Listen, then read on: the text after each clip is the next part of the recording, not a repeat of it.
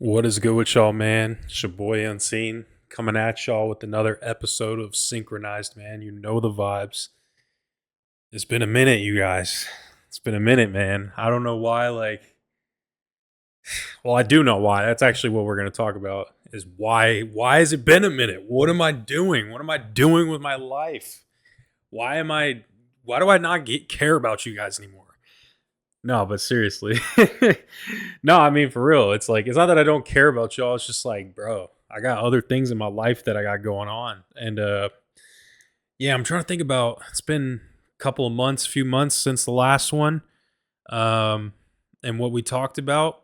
I remember prior to that, we should just get this out of the way. The first highlight, I guess, in the time that I've been gone that passed. Bro, I went to Mexico City, man, during the World Cup. Bro, this was actually funny because this didn't happen. I didn't even know this before the last episode I recorded. I didn't know this was going to happen. Like when that last episode came out when I recorded it because the World Cup hadn't gone this far. But you guys, bro, listen to this.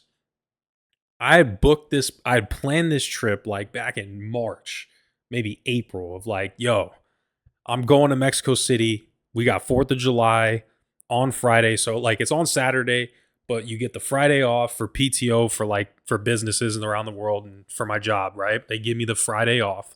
So I'm like, I'm going to make a whole trip out of this whole vacation, right?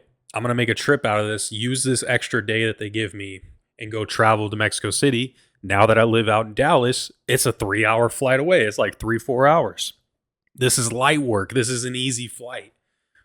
So this was around April where I was like, okay, I need to go to see the pyramids of Teotihuacan because you guys already know that's what I'm. That's really why I want to go to Mexico City is for that reason, is to go see all the history. So got the trip planned, recorded the podcast back in God. When was the podcast recorded? Like maybe in May, right? May or June. And the World Cup, obviously knew the World Cup was going on, but bro, the stars aligned. Literally, the fucking stars aligned, you guys. What are the odds? So I booked the trip in like May, and I'm like, all right, I'm psyching myself up. I'm getting myself hyped up. Like, hell yeah, I'm going to Mexico City. I'm solo traveling in Mexico City. Let's fucking go. This is gonna be lit. This is it right here. Bro, mind you, I'm not even paying attention to the World Cup. I don't really give a fuck. Like it's sports, it's soccer. This shit's all rigged. We already know it's rigged. Look at how Argentina got the fucking treatment. Luckily Spain won, but like, bro, you can see how rigged sports are. So I was like, I don't give a fuck. I'm not gonna follow this. No point in following soccer.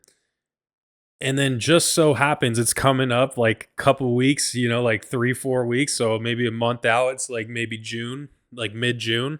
So yeah, probably a few weeks out. It's mid June, and everybody's talking about the World Cup at my job and at my work. Like people are talking about the World Cup and all the teams they're going for, and it's just like you find a way, no matter what, you're gonna get looped into the conversation about the World Cup.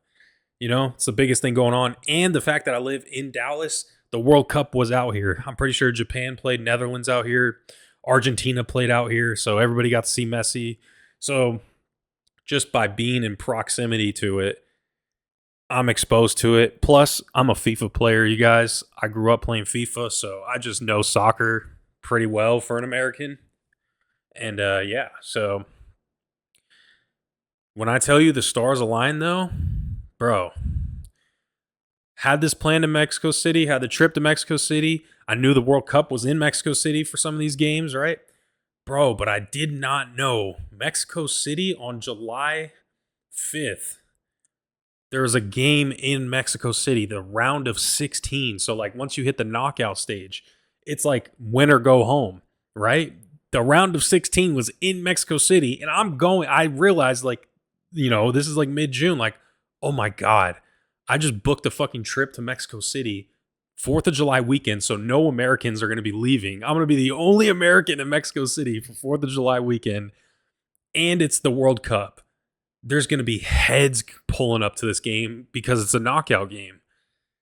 Bro, When I say heads pulled up, heads did pull up. But yeah, so this was, we're going to rewind from that a little bit, but this is 2-3 weeks before. And I'm like, oh shit, I just realized what the fuck I just did. Like, I'm about to be in the war zone, bro. Like, I may not, I'm like getting a little worried. Like, oh shit, like what the fuck is going on? What am I gonna do? How am I gonna survive? Like, I need to be careful. All the fear mongering, that I'm telling myself. But then I'm like, hold on, this is gonna be fucking lit, bro. Like, what am I? Like I gotta hype myself up for this shit. What if let's think about the good side of this. So, and then as it gets to like, I think it's like mid June. I'm fucking up the timeline. May have been the first week of June where I realized like that's what I was going into, and then once it hit like mid June or maybe late June, like 2 weeks before the trip, that's when you find out. That's when I found out. Fucking Mexico won, bro. Like they kept winning and they kept moving forward and they moved into the round of 16. And guess who Mexico plays in the round of 16 in Mexico City? They fucking play against England. So I'm like, oh my God, bro. Like it could have been any team. It could have been the fucking Belgium versus the US in Mexico City. No, fucking Mexico decided to go ahead and win their games and go crazy. And they played against England in Mexico City. Like, what are the odds of that, bro? So I was just like, yo, oh my God. Like, I was already worried, like, oh my God, the trip, the World Cup is there. Like, there's going to be so much going on. And now add in the fact that Mexico's going to be playing on their home turf in Mexico City. I'm like, yo, what the fuck what am I doing? I should cancel this fucking trip. Like, this is not what I just came here to see some pyramids. Like, I really did not want to get involved with any of the antics, any of the bullshit. And yeah, man. But here I am. I'm alive, obviously, so I made it. But Mexico versus England in Mexico City, 4th of July weekend. I'm pulling up. I'm pulling up, bro. I'm mobbing out there solo. Fuck it. This is why, but this is why I live the lifestyle I live. This is why I do the things I do, man. Is so I can just take trips like this and just go wherever I want, whenever. I work from home most of the time, so I can fucking mob to anywhere around the world. This is lit. And I live in Texas, so it's like the flights aren't even that far away. They're not that far to Latin America and all these other countries. So I'm like, this is it. This is exactly why I moved here. I'm not gonna just dip out of this and completely, be a bitch. Like, yo, this is exactly what I told myself when I was in Idaho for why I want to move to Texas. This is it. So it's staring me in the face, literally. So I gotta go. So I'm like, all right, let's pull up. So yeah, man, that's kind of sets the stage for, it wasn't some epic. I didn't go to the game, bro. The tickets were like $5,000 for one ticket. I don't care about soccer that much. Frankly, they're robbing people for charging that much. But just going to Mexico City, like going to the watch party. So I had determined like I have to do stuff. The city's going to be all themed around the World Cup, so I have to partake. When in Rome, basically, right? So, yeah, I guess I should I don't know. I'm trying to think of like what's a short way to recap it, but that's why I record these podcasts. So you guys get the full fucking version. I vlogged this entire trip from start to finish. When am I going to release that vlog? I don't know. When the fuck is the sun going to burn up and never exist? Like, bro.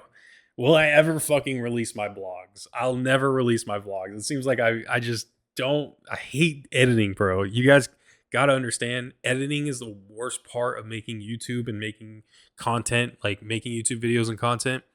Editing is by far, like, I will shoot myself in the head before I edit a video, bro. I swear to God, I would. No bullshit. It's so fucking annoying, dude. I don't like editing. I hate it. That's why I switched to making these podcasts. Because you don't have to edit. So that's enough about me ranting about editing. But vlog the whole thing from start to finish. Traveling solo, man. You guys got to travel solo. I'm not a bitch, It's You really learn about yourself, dude. And I've been to Mexico solo already. I've already been to Playa del Carmen on my own. So I've traveled solo plenty of times around the US and now abroad. So yeah, traveled solo. I mean, what did I do when I got there? Okay, yeah. So I booked this hotel and I get like discounts from the job that I work on hotels and shit. And I got like an insanely good discount. This is like a 4-star hotel. The Google reviews, it's like a 4.5 out of 5 stars with like over thousands of Google reviews. So I'm like, this hotel is legit. Like, I got a steal on like a 4-star hotel. I'm about to be living like a king, right? And you guys already know the way I'm smiling, the way I'm setting this up. Like, you can tell I got finessed a little bit, but listen to the story play out. So I was ready. I was like, yeah, this is gonna be lit. Like I booked a room with the it's not like a suite, but I booked a room with the king bed, just with the city view, you know, with a nice view of the city. I'm in Mexico City. I'm right in the heart of it. I'm in the Roma Sur neighborhood, so or Roma Norte, I think, or something like that. So it's like a good neighborhood. It's where all the action is. So I'm like, I'm in the heart of it. So fly to the airport, or I fly to Mexico City. Bro, when I tell you, so I get there. When I get there, I already had some issues at the fucking airport where they have Uber there. They have Uber in Mexico City. So I don't got to worry about taxis and all that bullshit. Just call an Uber. But this is the thing. I get to the fucking airport, and with any place in Mexico, as soon as you get out that airport, you get all these fucking taxi drivers just swarming you. Like, yo, you want a taxi? Taxi? Need a taxi? The thing is these taxi drivers will be finessing you. They will charge you like $100 to go like 10 miles, bro. It's not worth it. They know that they can get away with that because people are fucking retarded. You know, US tourists are retarded. But I'm not retarded. So I got that going for me. But so I already knew that going into it just based on my previous travel experience of not hailing cabs like that right at the airport. And I'm like, okay, there's Uber here. So I'm not tripping. Tell me why, as soon as I get my bag and pull up, walk outside the airport on the street to get picked up, my phone has no service. My phone has no fucking service. I'm like, yo, we're in Mexico fucking City, you guys. This is Mexico City. How do we not have phone service at the airport? Like, what are we doing? I'm literally like, I was already about to lose my mind and crash out. Like, we're not even haven't even started the trip, and I'm like stranded there at the airport. I'm not gonna pay $200 for a fucking taxi to drive 30 minutes. Like, I'm just trying to pay $20 for an Uber. No big deal, right? So I'm doing the shit with your phone, holding my shit up to the sky. I'm walking down like far away from everybody else because everybody's crowded in one area to get picked up. And I'm like, when you travel a lot, you just know, stay away from all the crowds, get picked up, be on your way. So I'm walking, no service. I'm getting bars, like I'm getting 3G, like a bar 3G. I'm refreshing Uber. Nothing's coming up. Then I'll request, and I knew this also from when I went to Playa del Carmen, because in Cancun, in that area, they don't have Uber, but they have like a Mexican version of Uber that you can download on the App Store. So I was like, okay, let me use this shit. Nobody knows about this. Like, I got the secret hidden weapon in this bitch. I pull up that. No service. I'm like, yo, how does anybody get out of this airport without a taxi? How do you get out? Like, maybe this isn't, and I was thinking maybe this is intentional. Like, so the taxi mob can profit, right? And not Uber and not these like third party big tech companies can profit, which, okay, fair enough. But I'm still not going to pay $200 for some taxi driver to rip me off. I'm getting an Uber. Like, it's here. It's in Mexico City. So let's Uber. So I'm walking, holding my shit up. I'm at the point of the airport where I've walked past all the tourists, like all the people that were here for the World Cup from all these countries, gone. I'm just around only Mexican people, only white person there. Good thing I know some Spanish. Like, I can speak some pretty good Spanish for how I look. So, but like, it was just getting a little sketchy. I was like, yo, like, where the fuck am I going? Like, I'm in the airport, still in the main like terminal, but like no service, bro. No fucking service. And it's been like 30 minutes, no service. And I'm like trying all these different spots, trying to get a signal. Again, I'll get 3G for like 10 seconds and then the shit drops to SOS or it drops to no service. I'm just like, bro, am I it reached a point where it's like 45 minutes. I've just been standing out here trying to get a fucking taxi.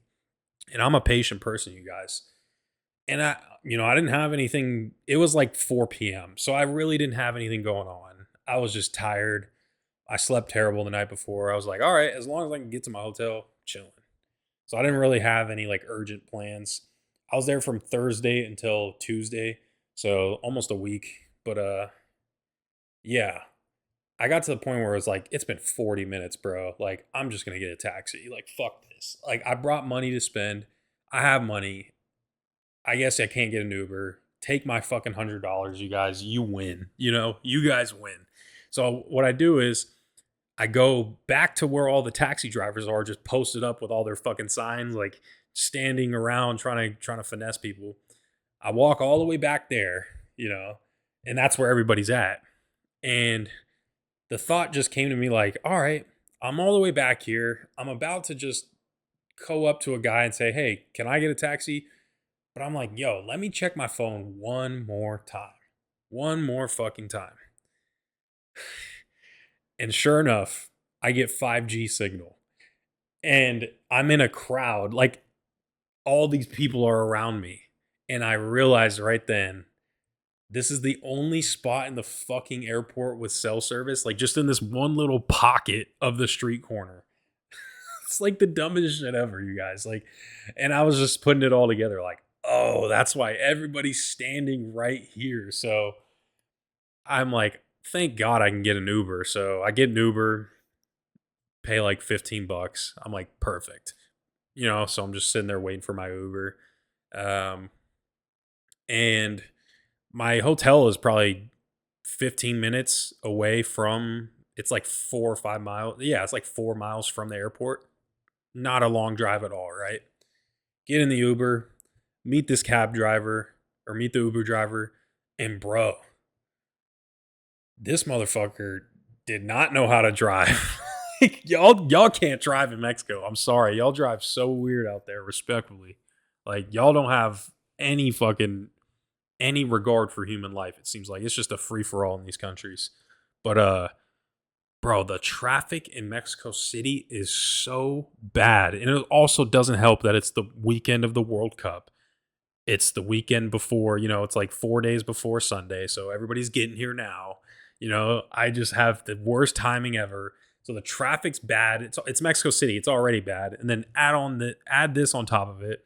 It's fucking terrible. It took 45 minutes, almost an hour to go like 4 or 5 miles. I'm like, bro, am I in fucking LA or New York? Like, this is insane. So, I'm just talking to the Uber driver in Spanish, mind you. I'm fucking speaking full on Spanish to this guy. I mean, bro, we have like some deep fucking philosophical conversation, you guys, and I'm speaking Spanish about it. Like, mind you, like, it's not like I'm speaking fluent. I sound like I'll probably sound like a 7th grader, that talks slow. Like, that's basically, think of that. Like, I sound like a 13-year-old that speaks like slow Spanish. So, but I'm getting through the conversation. This guy's just telling me his whole life story. Like, he's telling me like what he used to do before Uber driving.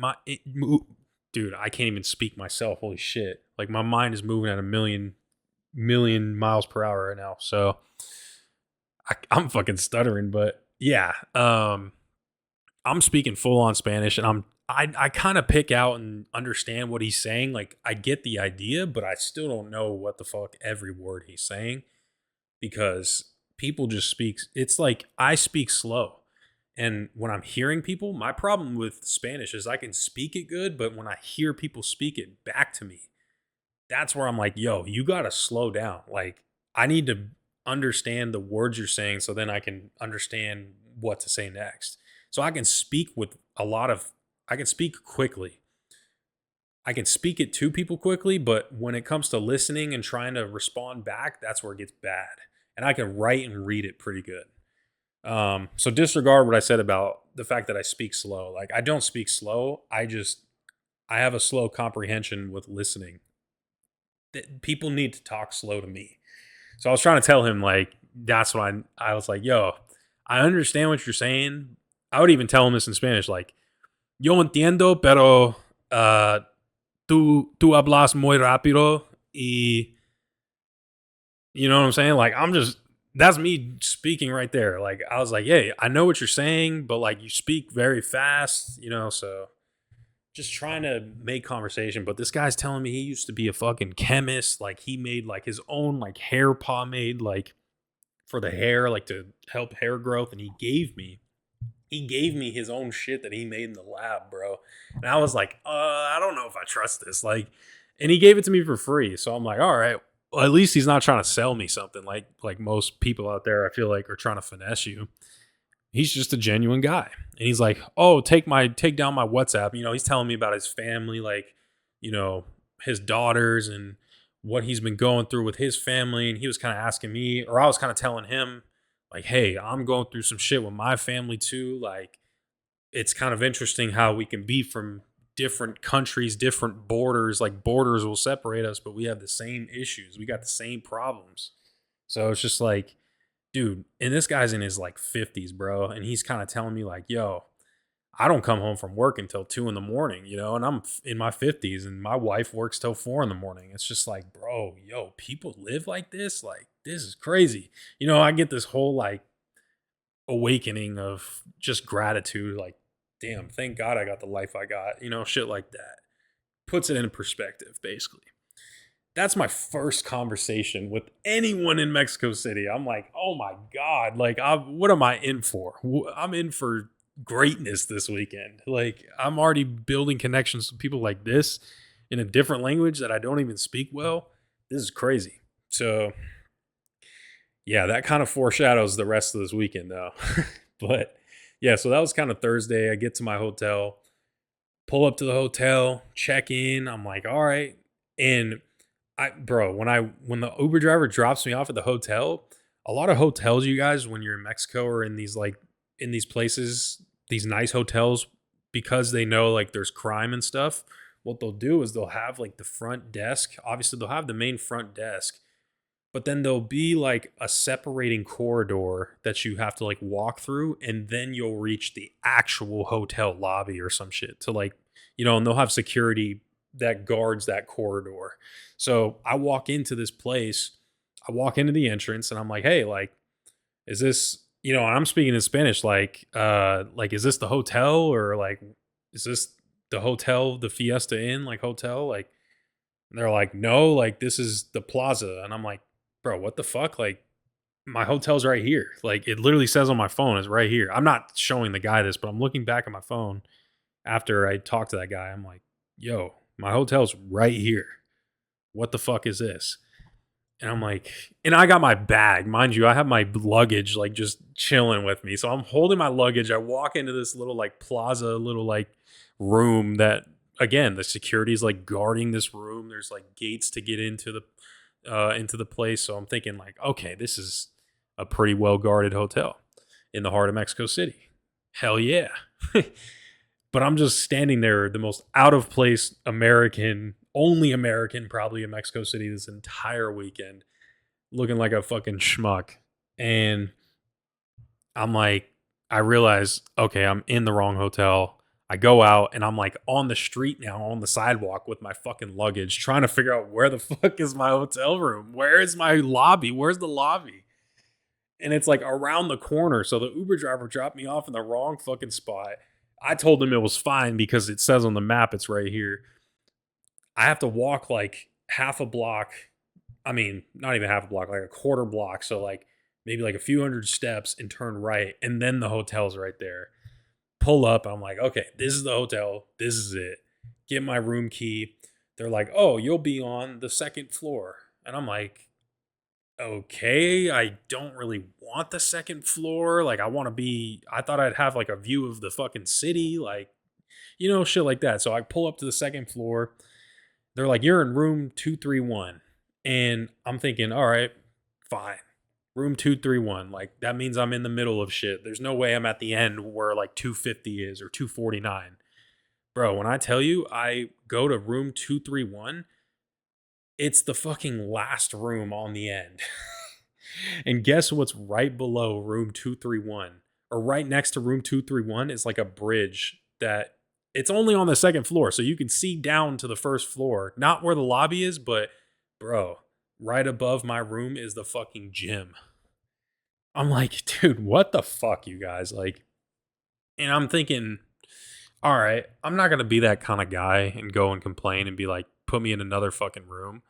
But I was just kind of irritated, thinking, you know, put me in a fucking good room. Like, don't put me right above the gym. And yeah, I was like, all right, whatever. And I vlog all this, mind you. This is all in my vlog. And I give, give a little room tour. I'm looking at the room tour. It's a view of the city. We're in Mexico City. Like, this is going to be lit. I get a view of the city. So pull up, look outside. Bro, my view of the city is not even a view of the city. It's literally half of the window, like half of my view is the fucking elevator shaft. It's like a clear elevator shaft, and the other half is the view of the city. And I'm just like, dude, what the fuck is this? This is the worst shit ever. Like, this is a 4.5-star hotel. I should be on like the top floor having a good view overlooking this city. I'm in a king size bed. Like, I'm in a pretty good room. But fucking, they don't do that shit for me. They don't hook me up. I feel like they're racist on some shit. Like, why give me that room? There's probably so many other rooms they could have given me. So I was just kind of irritated. But when you're on trips like these, you're not even in your hotel room anyways. So that was my thinking, was I'm not even going to be in this bitch anyways. This gives me more incentive to not stay in my hotel room all day. So again, my positive thinking, my positive mindset trying to come through, right? So yeah, sorry. Got like a fucking text notification. But fucking, I got like terrible city view. So much for a city view, right? City view in a quiet room. Bro, shit's right above the gym. Luckily, it wasn't too loud the entire trip, so not bad, I guess. But I wasn't in the hotel like that anyways. So yeah, Thursday comes through, and bro, the whole reason I'm going to Mexico City is to go to Teotihuacan, which is like an hour away, to go see those fucking pyramids. So I book a fucking excursion to go see those pyramids. I book it my intention was to go on like Monday, like the day before I leave, but I told myself I was going to work, from work remote that day. So I'm like, I can't go on Monday. Don't want to go on Saturday because I don't want to like be tired. And then, Saturday I'm going out, I'm checking out, going to the casino. I'm trying to get lit, so I'm not going to go on Saturday. Because I don't want to have to like sleep in, and then because I don't want to have to sleep early Friday night because I'm going out on Friday night. So I'm like, I don't want to go on Saturday or Sunday or Monday because I'd have to sleep in or sleep early the night before. So realistically, the only day I could have gone and not really, and had to get to sleep at a reasonable hour was Friday. So the next day. So tomorrow. So I'm like, all right, perfect. I booked this fucking excursion, to go on like a guided tour. And I'm thinking, all right, this guided tour, I'm just trying to get to the place. I didn't realize you could just Uber there yourself for like $30 and they could take you there. I didn't realize like that's a viable option at the time, but yes, you can do that. But I didn't know that. So I book a fucking tour on Airbnb of all things. They have excursions on there. I pay like $80, to have this guided fucking tour. Probably a waste of money in hindsight, but there's only like 4 or 5 people on this tour. So I'm thinking, all right, I really just want to go on this tour just to get there. I don't give a fuck about the expert. I don't give a fuck about following the group. I just want to see these fucking pyramids, bro. I want to see these pyramids. I want to touch this shit. I want to interact. I want to synchronize with this shit. I want to tap into the ancestors of this place. I want to, harness some real fucking energy. That's all I cared about. I don't give a fuck about this tour. They can talk all they want about all the interesting facts. I don't care. I'm going to be ignorant. I just want to experience this for myself in the moment. So the next day comes, wake up.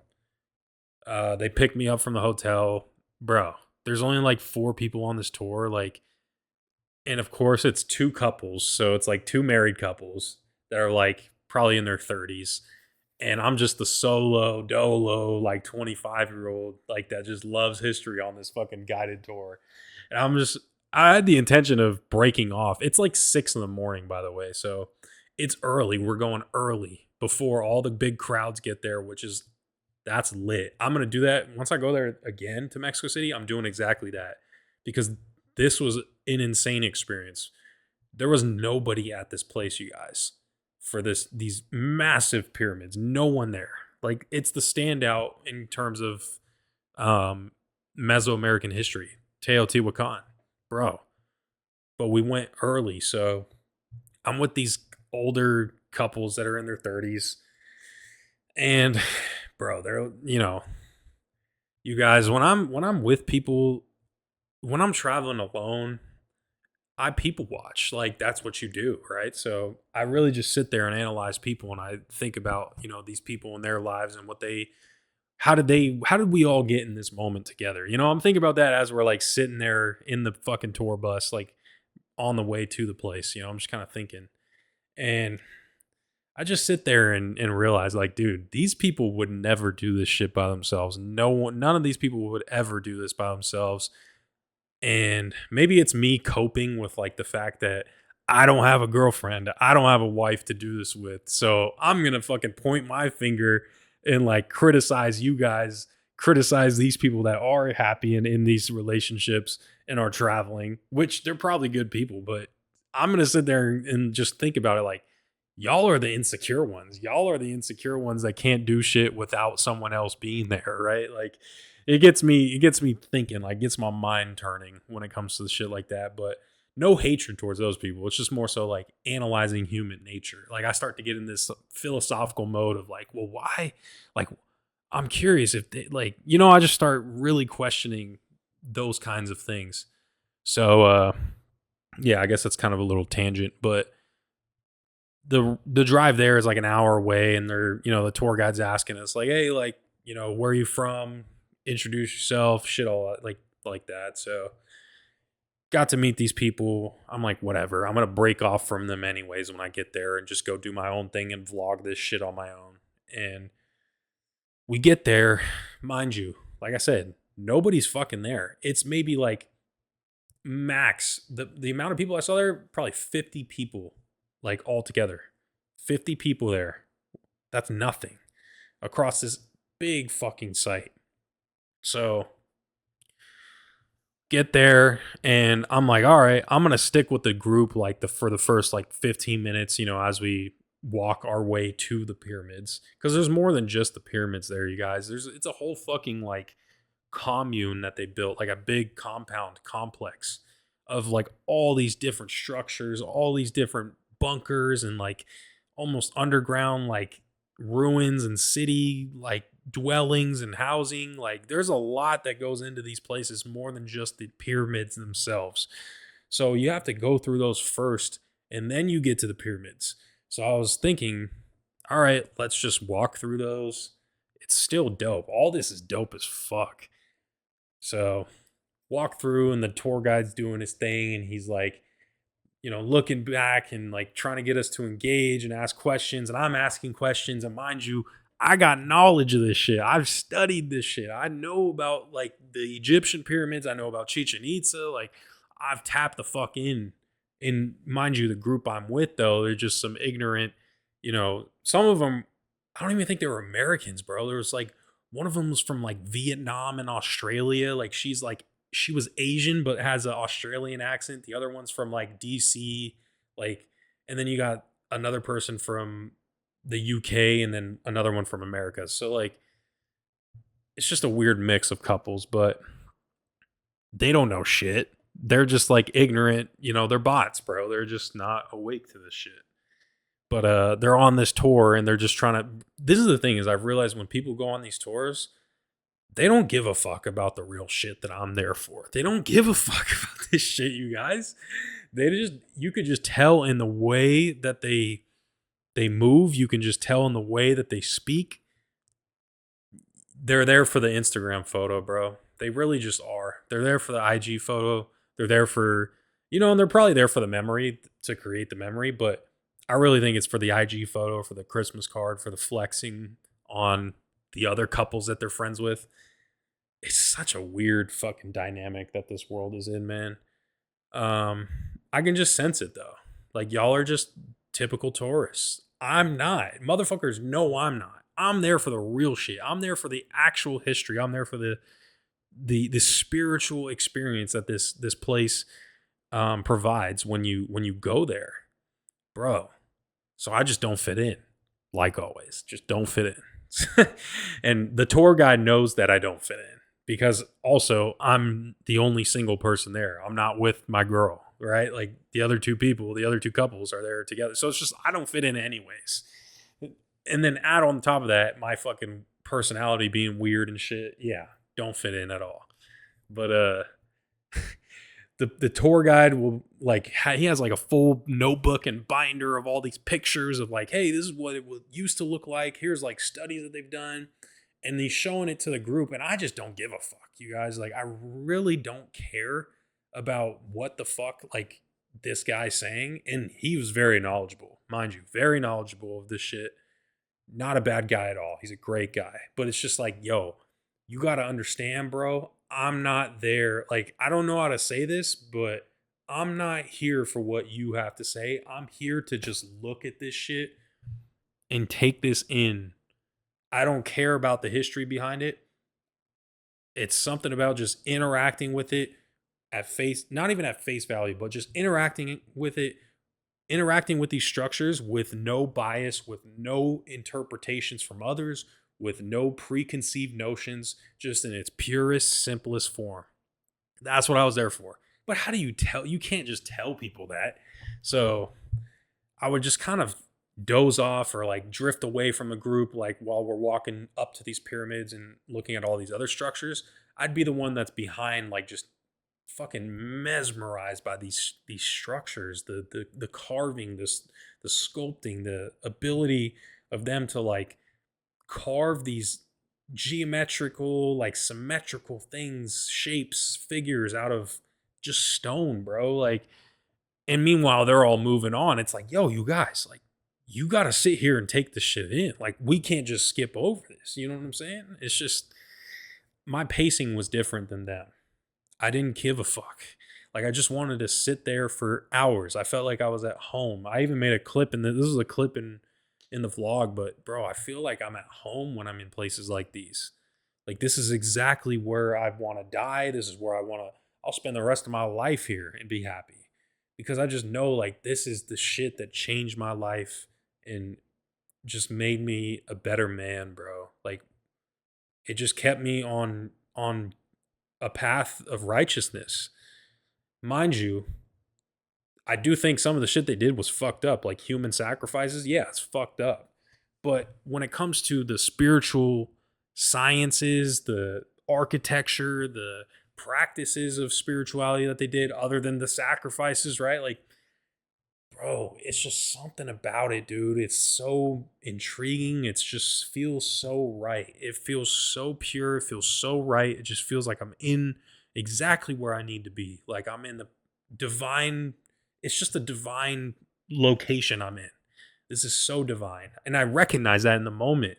So I'm like, I don't want to leave these things. I want to just sit there and take in everything. But they're all moving along. And I'm like, and the tour guide's like, hey, Sean, like, check this out. Like, look at this. And I'm like looking at other shit because I don't care. Right.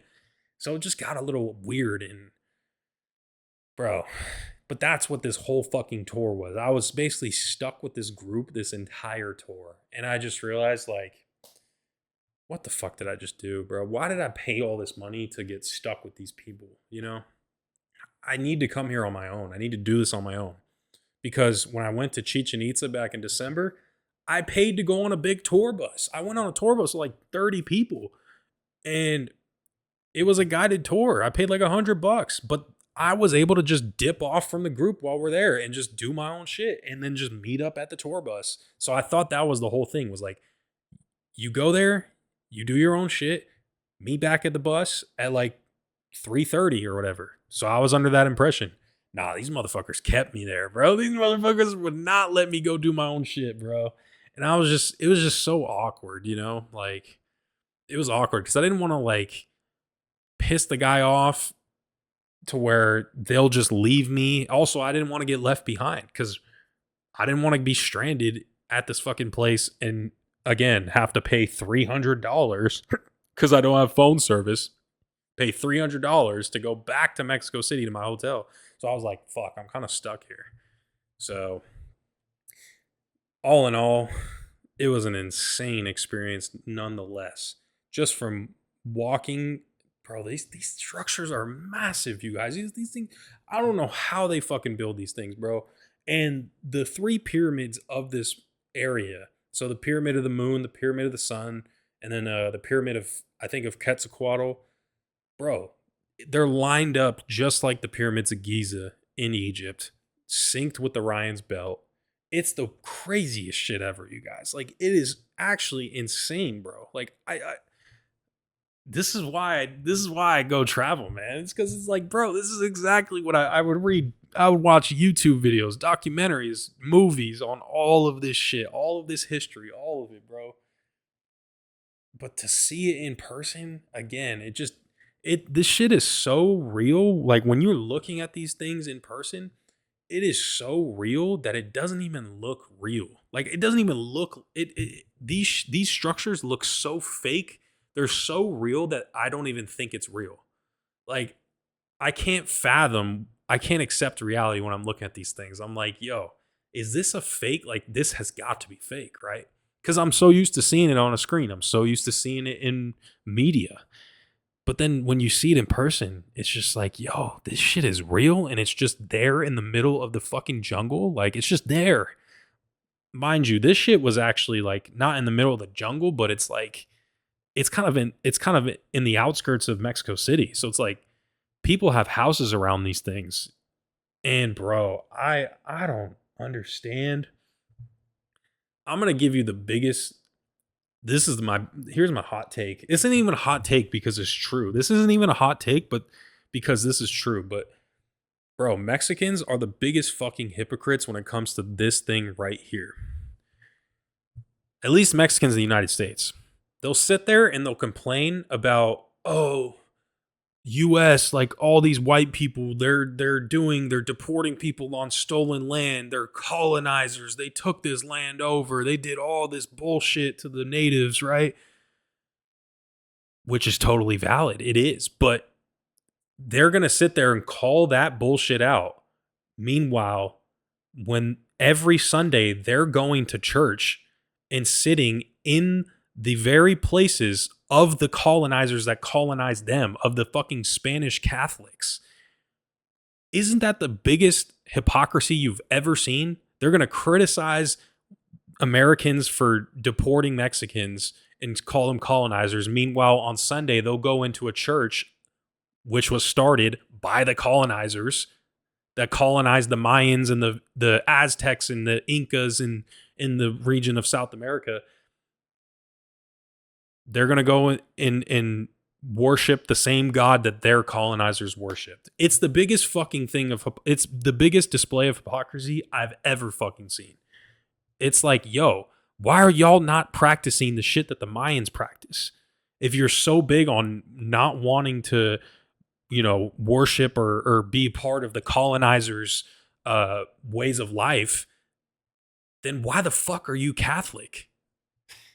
Why are you Catholic? Why do you go to church? That was all brought in by the colonizers that came from Europe.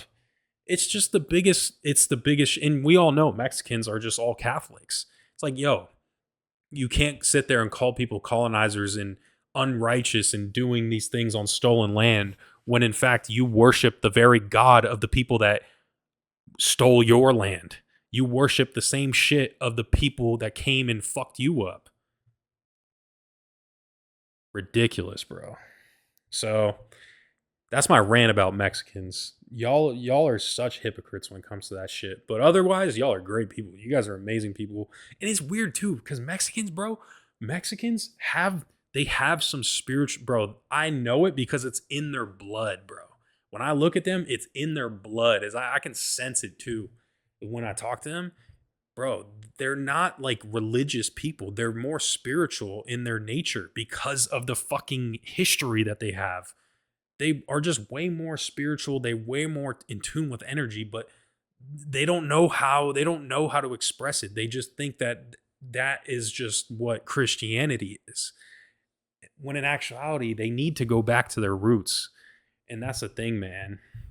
It's like I can just sense it that they want to be spiritual. They're very much in tune with energy, but they don't know how, they don't know where it comes from. They don't know that it comes from their ancestors that rejected and did not practice Christianity and Catholicism. They didn't do that shit, bro. They practiced like real fucking examples of meditation, of, you know, all of this shit, astral projection, meditation, you name it, breath work, all of that shit. That's where it comes from. That's why like people in Latin America are very, very sensitive when it comes to their spirituality, bro. It's because it's in their blood, it's in their ancestry. Whereas with the Europeans, like it's really not. It's really not. They've always been religious and just biblical and, you know, traditional when it comes to that. They don't have this like psychic kind of nature. That's probably why I love the Latinas, is because they're tapped in spiritually, bro. They just know they have some like intuition from their ancestors or some shit, bro. I don't know what it is, but that's why I don't like white girls like that either, because I don't think the white girls just have that. They don't have that shit, you know. They have like the new age Western shit that is just a bunch of garbage. But yeah, man, it's just kind of funny. It's a little side rant, but yeah, Mexicans can be hypocrites when it comes to religion, bro, or spirituality, I guess, whatever you want to call it. But yeah, I got stuck on this tour, dude. I got stuck on the tour with these tourists that just don't know shit, and I guess it was all right. But I will say, when I went there and I touched the structure, I touched the altar at the Pyramid of the Sun where they sacrifice people, bro. No bullshit. I felt some shit, bro, but I didn't feel some good shit. It was like some really not dark energy, but just, if I felt a little indifferent. That's probably because I knew, again, like, you harness the energy of what you sync with.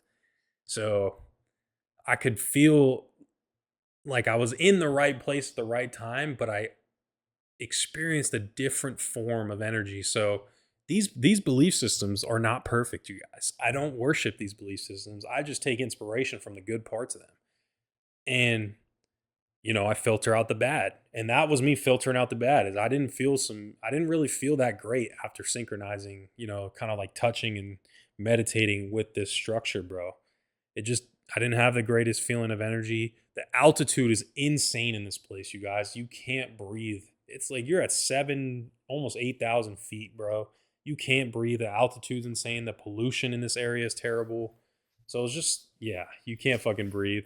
I was so gassed on this trip. Like I'd get gassed so fast, but um yeah, man. But I just knew though. So after I did that, you know, walked up all the pyramids. You could walk up the pyramids except for the Pyramid of the Sun, which is bullshit, because that's the real fucking pyramid you should be worshiping, is the one with the sun. But walked up the other two pyramids. Amazing. Amazing experience. Loved it. Dude, I was in shock the entire time I was there. Like, I want to go back, bro. I did not want to leave these places. Like I said, these places feel like home whenever I'm at these ancient sites, bro, or like these sites from back in the day. It's just, it feels like home. It just feels like home. But and time flew by. We went from like 7 or 8 a.m. to like 4 p.m. just like that, bro. It was almost instant. And I just knew though, I was like, I'm gonna come back here another day, like during this trip, you know. So I'm like, all right, I'm gonna come back here on Monday. I never ended up going back, but I do want to go back now to go experience that for myself. Like, I don't need a guided tour. I don't need the bullshit. I need to go there for me, you know. So good thing I live in Texas and the flights aren't that expensive and not that far. So yeah, that was Friday. Went to the pyramids, did that. That night, I think I went out to dinner on my own. Mind you, I'm doing all this shit on my own, you guys. Like, I'm going out to eat on my own. I'm buying all my grocery. Like, that was another thing with this fucking hotel, too. 4-star hotel. So much for a 4-star hotel, you guys. So stupid, bro. When they say 4-star hotels, it's by the stand. You got to mention it's a 4-star hotel by the standards of Mexican citizens, but by American standards, that is not like I stayed in probably like a 2 to 3-star hotel. It is not that good. It really wasn't, you guys. Like, I was expecting some amazing shit.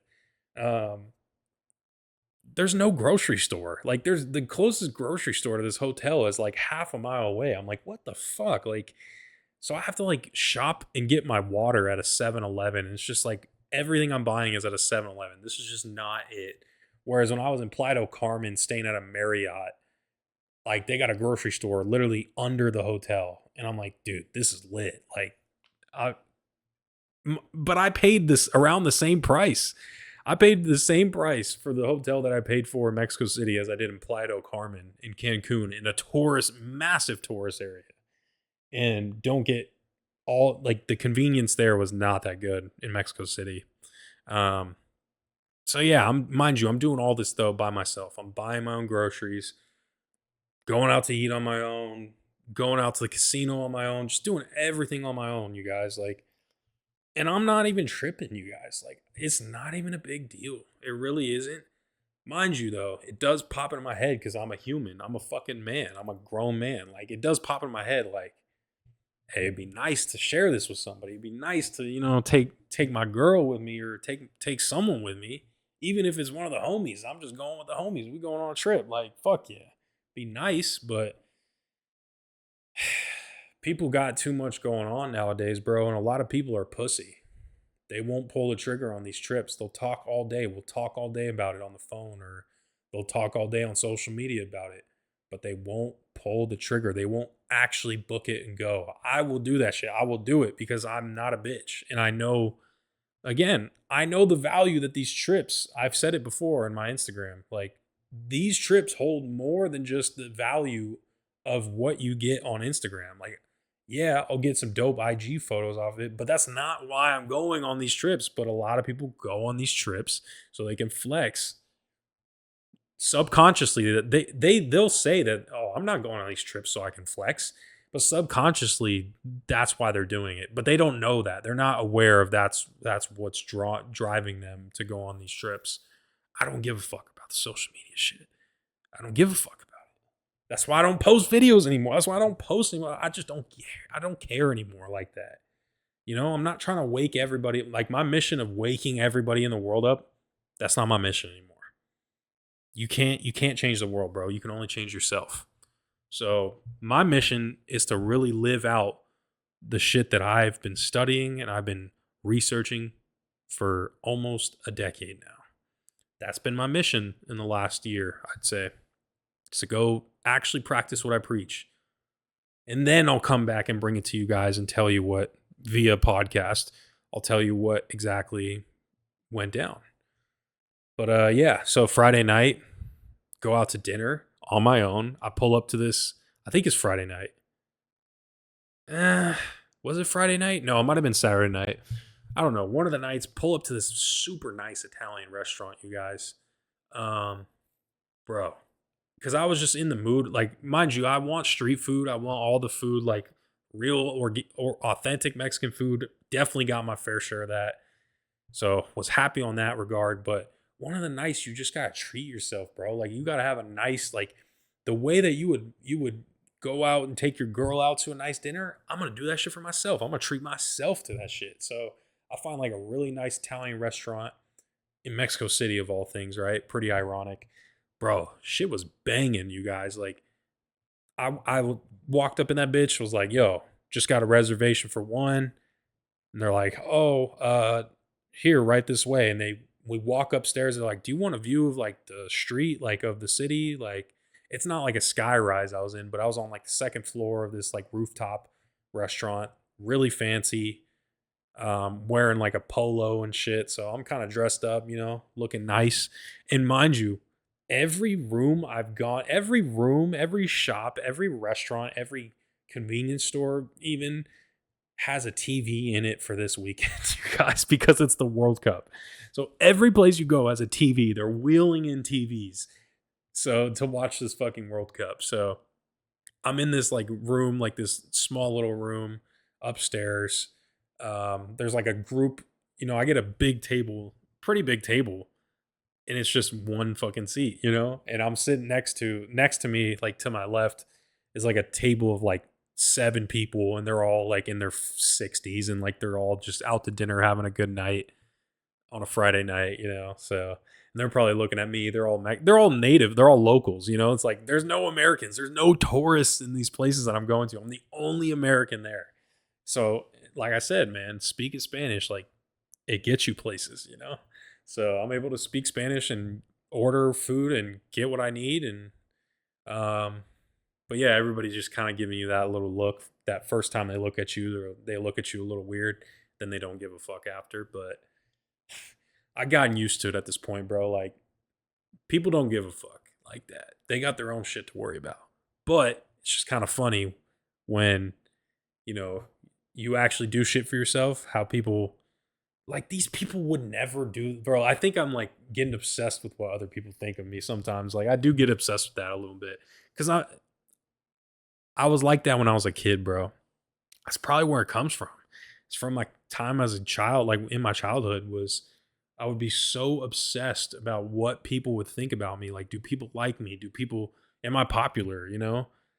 So it's just kind of funny. I'm like seeing myself repeat similar patterns like that in my adulthood. But I mean, I can't help but observe the room. I'm just reading the room. This is people give me weird looks, and that's fine. I don't give them weird looks, but they give me weird looks. And that just shows their own insecurity. But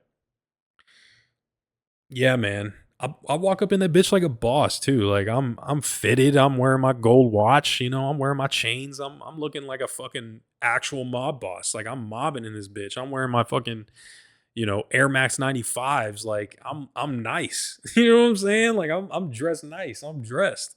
I'm fitted. And I'm 25. Like I'm solo dolo. Fuck it. So I just walk around with that confidence, bro. Just like, hey, ain't nobody can tell me shit. Like the shit that I've been through in my life. That's what I have to tell myself. Like I have to psych myself up to go into places by myself. Like that's how I psych myself up to go actually and do those things. It's like tell yourself, yo, you've been through so much in your life. Like you deserve this shit. Like you're a fucking G. You're a boss. Like this is nobody else would do shit like this. Like that's how you know you stand out. Like that's the self-talk I gotta give myself, bro.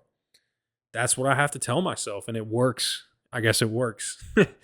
But and it's funny too, because like I'm never the type to take. I mean, well, I am, I guess. I mean, Capital Steez changed my life, so I guess I am the type to take inspiration from music and media. But in a general sense, I really don't worship the people that are in the media. But I will say one piece of media or something in the media that like really, or a specific scene from a movie that I really love for some reason that I don't know. I think often about when I go out and eat in restaurants, like sit down in a restaurant by myself all the time. It's fucking it's so left field, you guys, but I always think of this scene like I'm this person in that scene, but in American Gangster, bro, Denzel Washington, if you guys have ever seen it, amazing movie, bro. That movie is fucking amazing. I saw it for the first time last year. Bro, how did I not see this movie earlier in my life? But Denzel Washington, when he's Frank Lucas, right? He's Frank Lucas. He's the fucking drug dealer in Harlem. Like he's running Harlem. He's dealing heroin in Harlem. He was running the whole hood. Um, But bro, he's like a fucking boss. Like, and there's a scene where he just pulls up to the diner and he's just eating breakfast on his own. Meanwhile, he's got a full on entourage. He's got a whole crew with him. Like, but he's just the whole neighborhood knows him too because he's giving them all drugs. But like something about just the simple scene of him in the diner eating breakfast, like, and he's just chilling, bro. Like he could have gone there with this girl, could have gone there with his boys that are like running the shit with them. Could have gone there with anybody. The whole fucking neighborhood knows who this guy is. But he's like, nah, I'm pulling up to this diner solo. And I'm gonna just sit down. You give me a table. I'm gonna eat my food.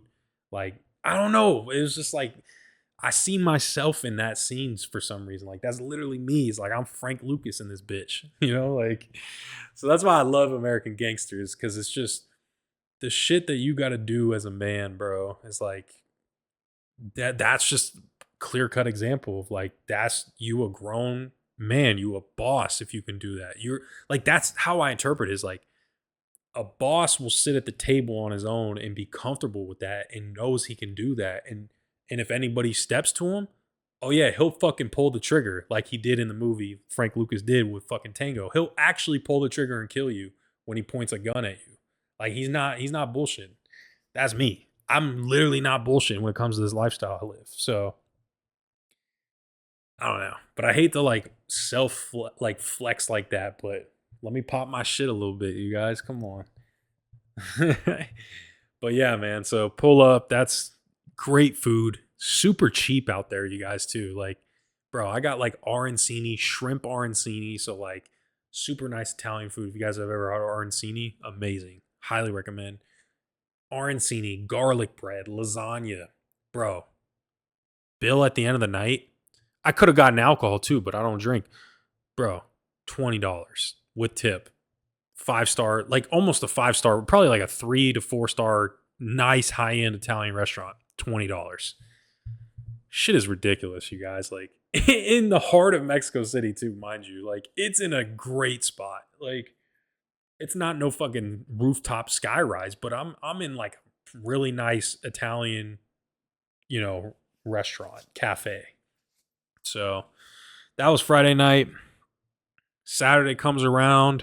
What did I even do Saturday, bro? See, that's the thing, is I don't even really remember. Like the trip was kind of a blur. I knew obviously Sunday. I was like, I'm devoting the entire weekend to Sunday. Um, Sunday's the day, or no, no. Friday is the night. I'm mixing up all the dates, but I think after I hit that Italian restaurant, the night didn't end. I went to the casino that night, and I went to the casino that night, bro. Yeah, I do. I did go to the casino, so I was like, all right. I went back to the hotel, get changed. I'm going to the casino. It's like 11 p.m. I'm ready to fucking be up all night. I go to the casino, like probably a mile away. So mind you, I'm Ubering everywhere, literally Uber everywhere type shit, like Uber everywhere for you. Literally made in Tokyo, Uber everywhere. I swear to God, I was. But the Ubers are like $3. It's cheap. This shit is cheap, bro. Yeah, Ubering everywhere. Getting pesos was also really hard, bro. Like the fees that they charge you when you try to extract pesos from certain banks, bro, they'll charge you like 15 US dollars just to take out like 100 US dollars. Like, so you got to find the right bank. So that was kind of annoying, but eventually found the bank that I needed. Have to walk a lot. I had to walk like half a mile to that bank, or for the ATM. So, but yeah. So I had to go get money to go to the casino. Got the money, pull up to the casino. You guys know where I'm going. I'm going straight to the blackjack table. That's all I play is blackjack. I don't fucking play anything else at the casino. And mind you, I know how to count cards, you guys. I know how to count cards, but I'm thinking I'm in a Mexican casino. If I count cards and they catch me, like, bro, I'm going to be in some kind of trouble here. So I pull up to the casino and sit at the end of the table. So I'm the last person to get dealt cards. And the hands are like 100 pesos a hand. So I think that's like $5 a hand, right? I'm like, this is lit. All right, bet. Good minimums, good shit. Bro, this fucking casino, like, I don't know what kind of casino I pulled up to, but they had the weirdest rules ever. I'm trying to think, like, I'm trying to think of the rule that was like super weird to me. Um, they have surrenders, so you can surrender your bet. You can give up half of your bet and take the other half back if you don't like your hand. So they have surrenders. Um, the dealer has to, bro. The dealer had to stand on or the dealer hits on a soft 17. No, or it was like the dealer stands on like a 16 or some shit. It was some weird. No, no, no. Dealer doesn't stand on 16. I think the dealer hits on all 17s. Every 17 dealer hits. Payout was still 3-2, which is fine. If it was 6-5, I was gonna lose my mind. But and then there no double deck. Like double deck and single deck blackjack. If you guys actually want to make money with blackjack and you're now trying to gamble, you gotta play double deck or single deck blackjack. Of course, this place doesn't have that. So I'm like, fuck. Like, all right, I guess I'm playing 6-deck blackjack. Like, 6-deck blackjack is such a scam. Like, when you guys start playing double and single deck, you'll realize how much of a scam traditional blackjack is. But so I'm like, well, I'm here. I gotta play 6-deck blackjack. So hop on. And when you count cards, you guys, like, deck penetration is a big thing you gotta watch for. So how many decks when you put that card, the card in to cut the cut card, you got to see how many decks they play until the next shoe. In this fucking casino, bro, you only play like 3 decks. Like, it's ridiculous. You'll cut like at the end of the deck, and then the dealer will take the card out and they'll put the shit in the shuffler, and it'll be almost halfway. It's like you're taking out almost half of the decks in this fucking 6-deck shoe. Like, y'all are scamming, but I'm like, this is Mexico, I guess. Like, such bullshit. Like, they can run bullshit here all day. And but yeah, I'm on the table. It's a packed table. Um there's like this I'm the only American too. There's a few white people, but these are like Europeans that are from like, one's from like Switzerland, the other one's from like probably from England because England was playing Mexico, right? So one from England, one's from Switzerland, the other one's from Ethiopia but lives in the UK. So I'm like on these tables with these guys, and bro, when I tell you I'm playing perfect blackjack but losing every fucking hand, like I was losing so much, you guys. I don't know how. Like I'd get 19s, I'd get 18s and 19s and lose. Meanwhile, everybody else at the table will get 20s and win. And it's just like, or like I'll get a 19, I'll bust, right? I'll bust because I have to hit, but the dealer will have a 10 showing. So I'm like, all right, I got to hit. I'll bust. The dealer will flip the card. They have like a 15, they hit, and the dealer busts. Meanwhile, everybody else on my table has a great hand, so they're fine. So it's like the table would win, but I wouldn't. And it was such bullshit. Like that happens so much, you guys, to the point where, bro, this Ethiopian guy, he's got like probably 15,000 pesos with him. So I think that's like $700, like just in winnings, maybe almost $1,000 in winnings. Like he's up a couple grand at least. And he'll look at me like losing these hands that I should not be losing, and he'll just shake his head like, bro, I don't know what the fuck is going on. Like, I'm shaking my head. I'm even more pissed. I'm like, bro, I'm playing perfect. Like, I'm hitting when I need to hit because I'm counting, you guys. I'm counting cards. So I know when to hit. I know when to stay. But the dealer will just keep getting 5-card 21s or 5-card 20s. It's just like, you can't win, but somehow the rest of the fucking table will win. It's just like, yo, come on. So I'm just sitting there. I'm down like probably 150 to 200 US dollars. And I'm just like, yo, this is stupid. Like, I only got a couple hands left. Meanwhile, the guys next to me, like I said, they're going on runs. Like this guy from Ethiopia going on an absolute heater in this blackjack table. He's splitting every hand. Like he's splitting all of his 10s every time. He's getting 20s every hand. He get blackjack. He gets a blackjack like every three hands he plays, he gets one blackjack. I'm like, bro, can I get some of that? Like, can I get it? And meanwhile, I know what cards are going to be coming. So it's like, but I'm just getting screwed. And I was realizing it's because I'm sitting at the end of the table. Like, I know what the next card is going to be, but the next card is going to get distributed to somebody else because I'm sitting at the end of the table. So I realized like I fucked myself by sitting at the wrong side of the table. So, and that's why this guy's winning. You know, that's why this guy's going crazy because he's sitting at the other end of the table where the cards come out. So I was like, oh, good for you. Like I was looking, I'm like, hell yeah, bro. Like you're making the right moves too. And it got to the point where, dude, I think I had a 20. I push on a 20. I get a 20 again, push on that, and then I get a blackjack, bro. I get an actual blackjack, and then the dealer, when they put their card down, it's an ace. The dealer gets a blackjack. And the guy, bro, I was livid, you guys. I was actually livid because that doesn't happen when you play black. It really doesn't happen. In Vegas, that doesn't even happen when you play blackjack. You push twice, two times in a row, three times in a row, actually. You push three times in a row, not on like 17s or 18s. You get two 20s and a blackjack, and they're all pushes. You don't win anything.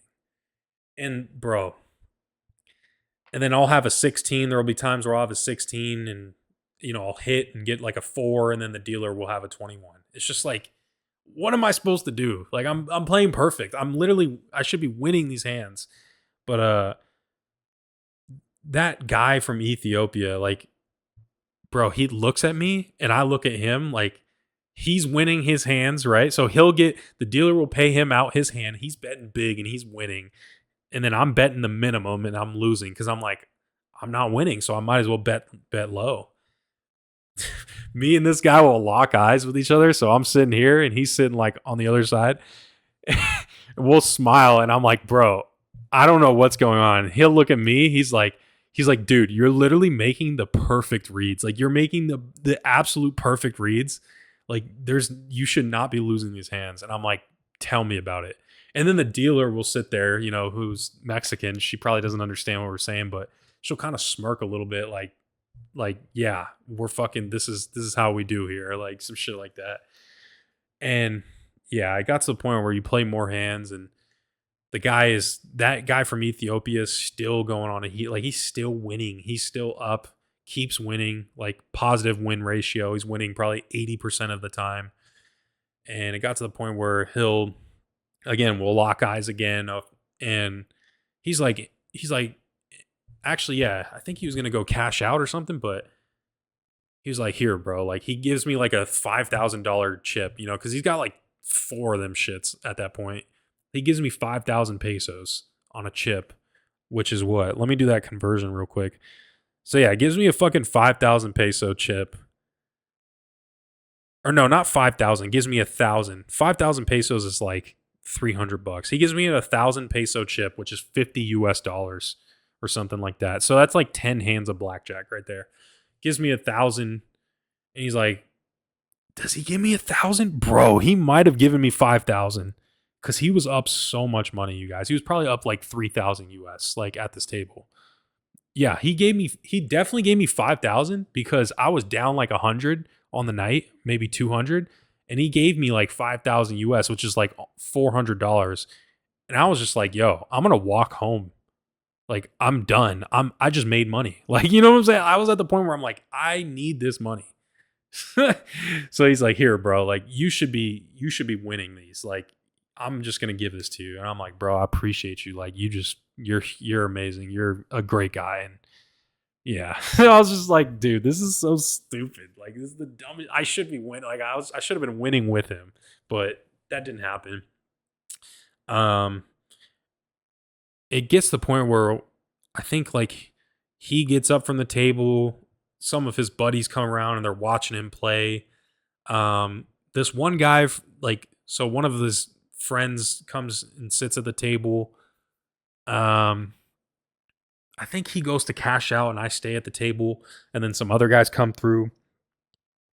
Again, another guy there's a guy from Saudi Arabia that comes through. I didn't know he's from Saudi Arabia. He's like Middle Eastern, so I'm thinking, oh, he's probably from Ethiopia, like this guy, or maybe just from the Middle East, maybe from like Iraq or something like that, um, or Dubai.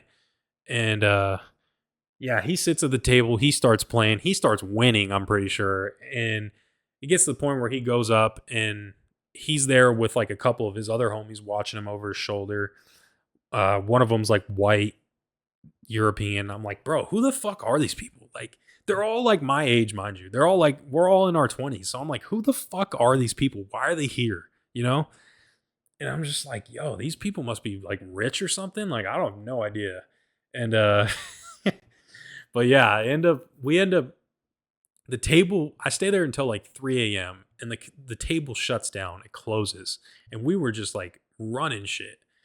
And so I'm like, all right, well, I'm here with all these guys. We still want to play. So we get up from the table and they're like, hey, like, I'm gonna go cash out my chips. So we're all waiting in line to cash out. And then I'm just kind of standing there. And then this guy from Saudi Arabia is kind of like, yo, you want to come through with us to the next casino? Like, you want to go to the next casino? I'm like, and that's where you guys, this whole fucking thing started. It's just you put yourself out there, you put yourself in the position you want to, to interact with people. And that's the whole thing, bro. It's like I just go there, I just see what happens. I don't try to force these things. I just go with the flow. So I was literally going with the flow. He's like, hey, bro, you want to come through with us in the next casino, this and that. So it's him, the Ethiopian guy, and I think one of the guys from Switzerland. And mind you, the Ethiopian guy, we're talking in line, and I'm kind of striking up conversation, saying like, yo, like, what are you here for? Where are you from? Like, what's up? Like, he's like, yo, bro, like, I'm from the UK, but like, I'm from Ethiopia originally. And dude, he was like, I just spent like 20K this weekend, US gambling. Like, I'm here for the World Cup. And I'm like, I'm sitting, you guys, I'm kind of geeking out because I'm not rich. I'm not a rich person. I'm really not rich. I'm not that level of rich to where I can just gamble 20K in a weekend, you know? And I'm just looking at this guy and he's like, mind you, he's not wearing fancy clothes, just wearing a t-shirt and some fucking jeans, like normal fucking guy. So it's like, I'm like, all right, but damn, this guy's fucking rich. Like, I'm trying to be around these people. Like, I'm trying to fuck with these guys. Like, these guys are, they're probably living large, maybe I can build some network here. That's kind of the way I saw it. I'm like, yo, this is like a networking opportunity right here. Like, hell yeah, I'm gonna hang out with these fools. Just see how they live their life. See if they're good people, obviously, too. That's my most important thing, I think, is like, are you a good person? I don't care if you're rich. Like, are you a cool person to be around? So he was pretty dope to be around, but he was drunk out of his mind. Like, he was so faded. But yeah. So talk to him, and then I talked to this other guy who's from Saudi. He's like, bro, I'm from Saudi Arabia. I'm like, damn, so you're from Saudi Arabia, you're from Ethiopia, like, y'all are here, like, you're from fucking Switzerland. Like, what the fuck? Like, they're like, yeah, bro, we're just here for the weekend. Like, it's just so weird. It's the weirdest thing ever because I came here looking for pyramids, you guys. I came here just to go see the pyramids. That's all I came here for.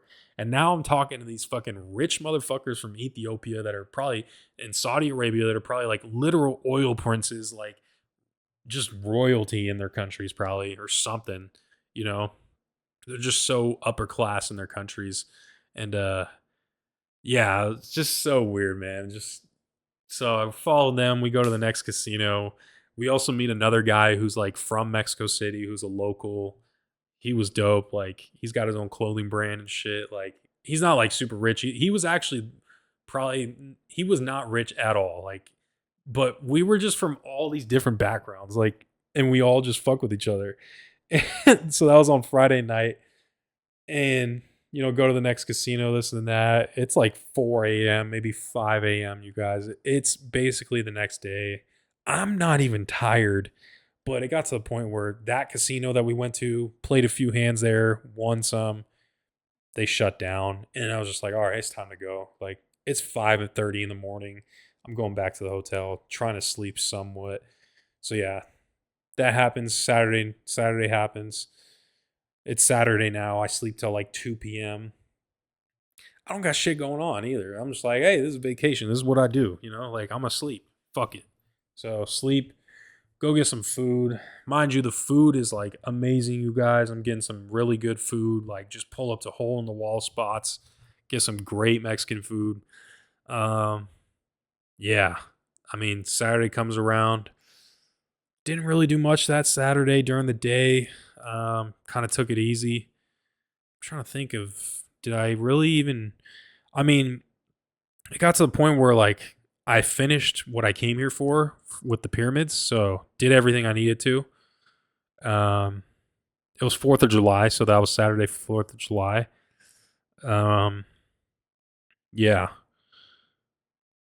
I go out to like lunch or whatever. I get like chilaquiles at this spot. I'm looking at pictures of the food I took, bro. I had some like real authentic chilaquiles, so fire. But yeah, pull up there. Oh yeah, and then it was Saturday, July 4th, and I was like, yo, I gotta get my Cuban cigars. That's why I came here. Another reason I came here is to get real Cuban cigars. So let me pull up to where I get my Cuban cigars. La Casa del Habano. Those are the only legit, like really the only legit certified Cuban cigar dealers there. So I pull up to this spot. It's like 15 minutes, 20 minutes away from my hotel, and I was ready to like smoke cigars there in their lounge, and they have a lounge. So I pull up. I'm looking for the only cigar that I really like that's from like Cuban cigars, H. Upman's, specifically like the number 2 H. Upman's. I was like, yo, do you guys have them? They're like, nope, don't have them. I'm like, are you fucking serious? Like, how do you not have, like, this is like one of the most popular brands, most popular models of H. Upman's. Like, how do you not have them? And then I was just like kind of browsing, looking at other, cigar sticks. And I find like another model of the H. Upman's called like the Magnums or something like that. And they're basically the same thing as what I was looking for. So I find those and I was like, hey, like, can I smoke one here? This and that. And they're like, no. And I'm like, bro, you literally have like a lounge couch like this, couple seats. Like, why can't I smoke one? They're like, we just don't allow it.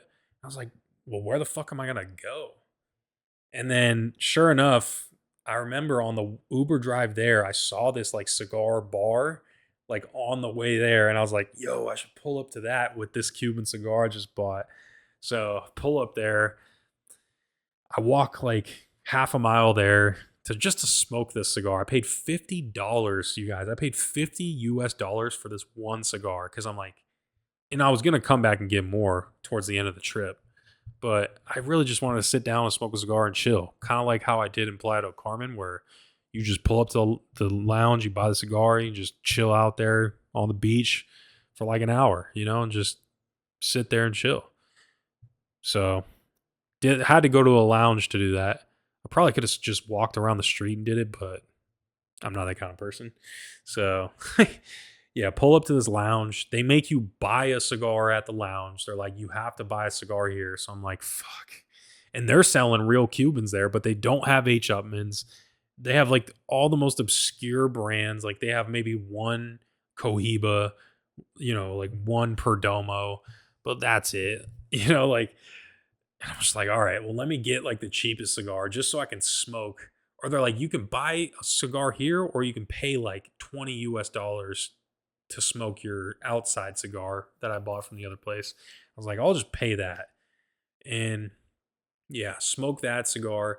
Bro, Cuban cigars, you guys, are supposed to be the upper echelon of cigars. It's supposed to be the smoothest experience ever. Smooth draw, a lot of smoke, great flavor, great texture. Bro, I cut this cigar. I fuck up the cut on this cigar, you guys. You could fuck up when you cut your cigar. You can fuck up and accidentally cut too much. I did that. I cut way too much, bro. I cut way too much. I didn't have my punch cutter because I like to punch a small hole in the top of the cigar. I'm never the one that likes to cut like the guillotine where you just literally guillotine the shit off. I don't like that, but I don't have the punch cutter, so I'm already kind of uncomfortable. Like, whatever. I'll cut it like a regular cigar, like most people do, and I fuck it up. And I'm like, God damn it! Like, all right, well, I guess I'll try to smoke it with cutting too far down on it. I'm not getting any smoke, And I'm just like, yo, I paid $50 for this. And you're telling me I'm not going to smoke? Like, it's going to be a terrible experience. This sucks. And the shit is lit. Like, the cigar is lit. It's lit around all sides, just like how you're supposed to smoke a cigar. It's lit. And I start puffing and just trying to get smoke. Nothing, bro. There's like just a small remnant of smoke, like there's nothing coming out of this thing. And I'm just like, yo, I just got finessed for $50 and or not finessed, but I just fucked up this thing and paid $50 to fuck up. And I just start like, I'm just struggling my way through this cigar. I'm watching the World Cup. I think France was playing. Um, I forgot who France was playing before they played England, or before they played Spain. They might have played Spain. It might have been France versus Spain, actually. I think it was France versus Spain was playing on that Saturday, July 4th. Yeah, it was France versus Spain. I'm pretty sure.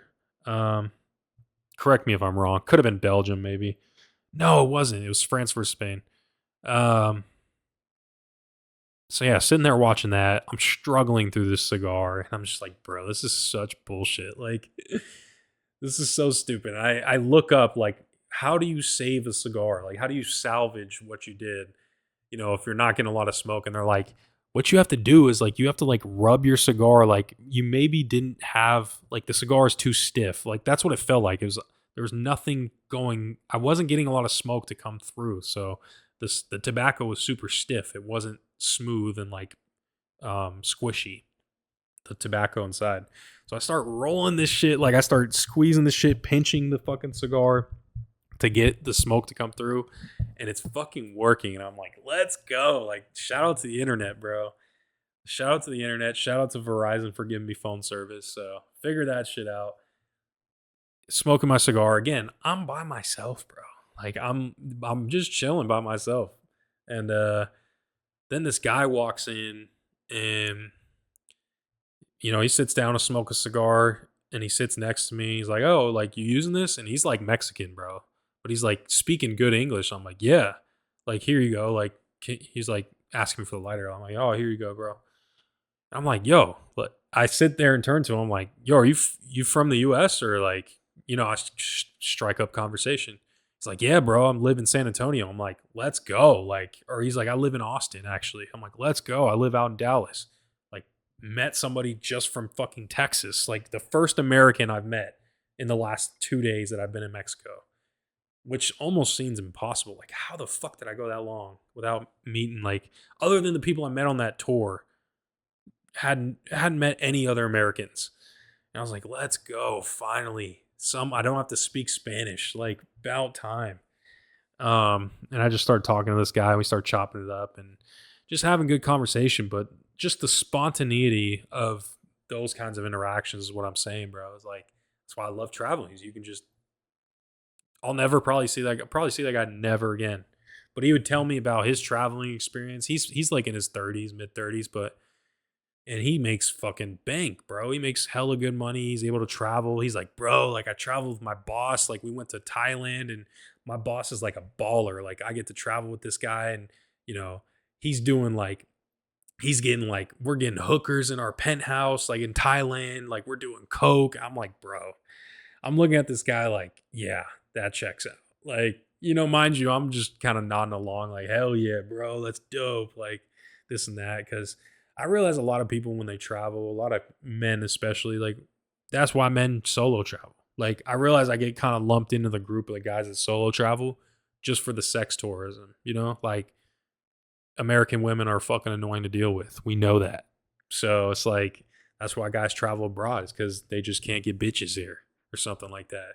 And I guess you could say I'm like that. I don't get bitches here because, I mean, I guess I don't, but like, I could. I just don't really, I don't force that shit. I really don't try to force that shit.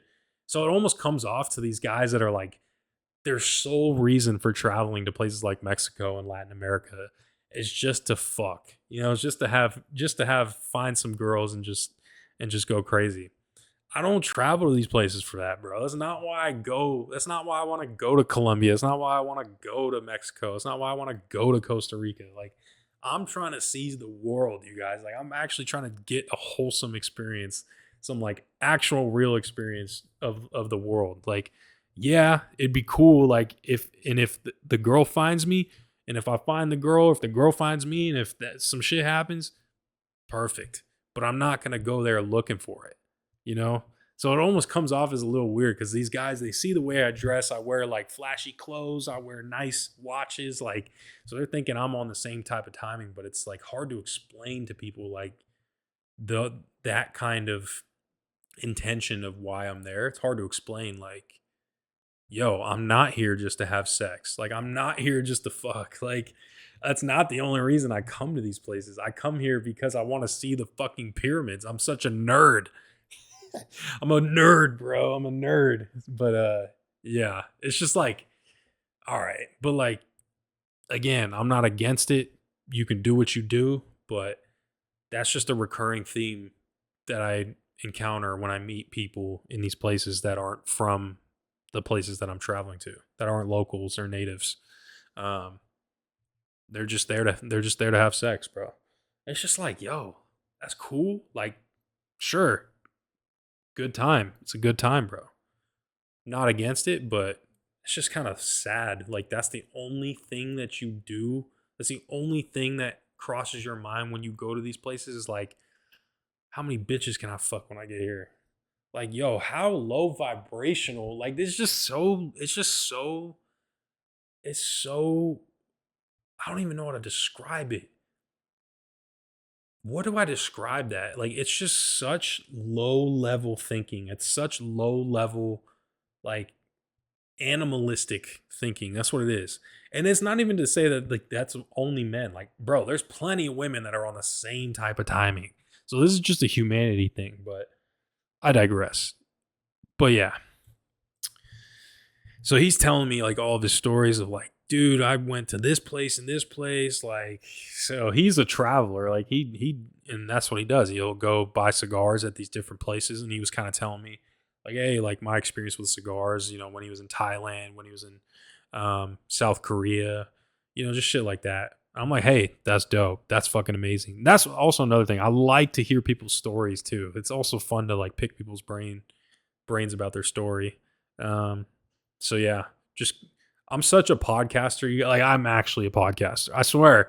I always think about it with how much I ask people like the most interesting questions ever. My ability to just shut up and listen to people, bro. I need to have people on this podcast. Like, you guys, I wish you guys could see my conversational ability sometimes, but I'm just solo dolo because that's been my life, solo dolo. But yeah. So I'm trying to think, like, yeah. So I have the conversation. Cigar's going good. And he's like, he bought this like Perdomo, like Cuban cigar. He's like, bro, have you ever had this? I'm like, nah. He's like, bro, go get one in there. Like, I'm gonna put you on. I was like, all right, bet. Bro, I get in there and this motherfucker did not lie. Like, I got this Perdomo Cuban cigar. It's like $40 US. Bro, shit was amazing. It was a great recommendation. So that's the highlight. I guess that's the highlight of my time in a cigar lounge. Is like, that's the shit I get excited for, is like the cigar recommendations. But yeah, man. I'm trying to think of like what else did I do after that night? I think I got like some street tacos that night, or went to like a taqueria on my own. Just got some tacos. Got to eat chicken, like I get to eat real fucking food, real meat out there. So that was good. Made sure to take advantage of that. When I'm in the States, I'm vegetarian. So, but when I'm not in the States, I'm eating meat. So, yeah, that was Saturday, or that was Saturday night. Yeah, that was Saturday night. And then here we go again, right? It's like 11 p.m. I'm done eating. I'm like, you know what? I met some pretty interesting people last night at that casino. Like, met these pretty rich fucking motherfuckers. I pull up to that casino. I'm like, why don't I pull up again? Why not? What am I doing? I don't got shit going on. I don't like to go to the nightclubs, you guys. I was thinking I should pull up to the nightclub and just see the nightlife, but I just realized that shit's just not for me, man. Like, I'm not gonna force going to places I know I don't like. So I was like, I was telling myself, I know I like the casino. I know I enjoy it there. So let's go back. Why not? Let's go have some fun. So I pull up to that casino again. And sure enough, go to that same blackjack table and run into those same guys again on Saturday night. And we have a fucking great time, bro. And it got to the point where they were like, "Hey, what are you doing for the game tomorrow? Like, let's link up. Let's go hit the watch party for the game." And I meet that Ethiopian guy is not there anymore. So that Ethiopian guy is gone. I wish I got his IG on the night before. Never got his IG. I think I got the Instagram of the other guys that Friday night. I might have. I don't know. But I just remember we linked up at that casino again. I'm pretty sure. And I met this guy from Saudi Arabia, and then he's got two friends from Switzerland, and they met up in Mexico City for this.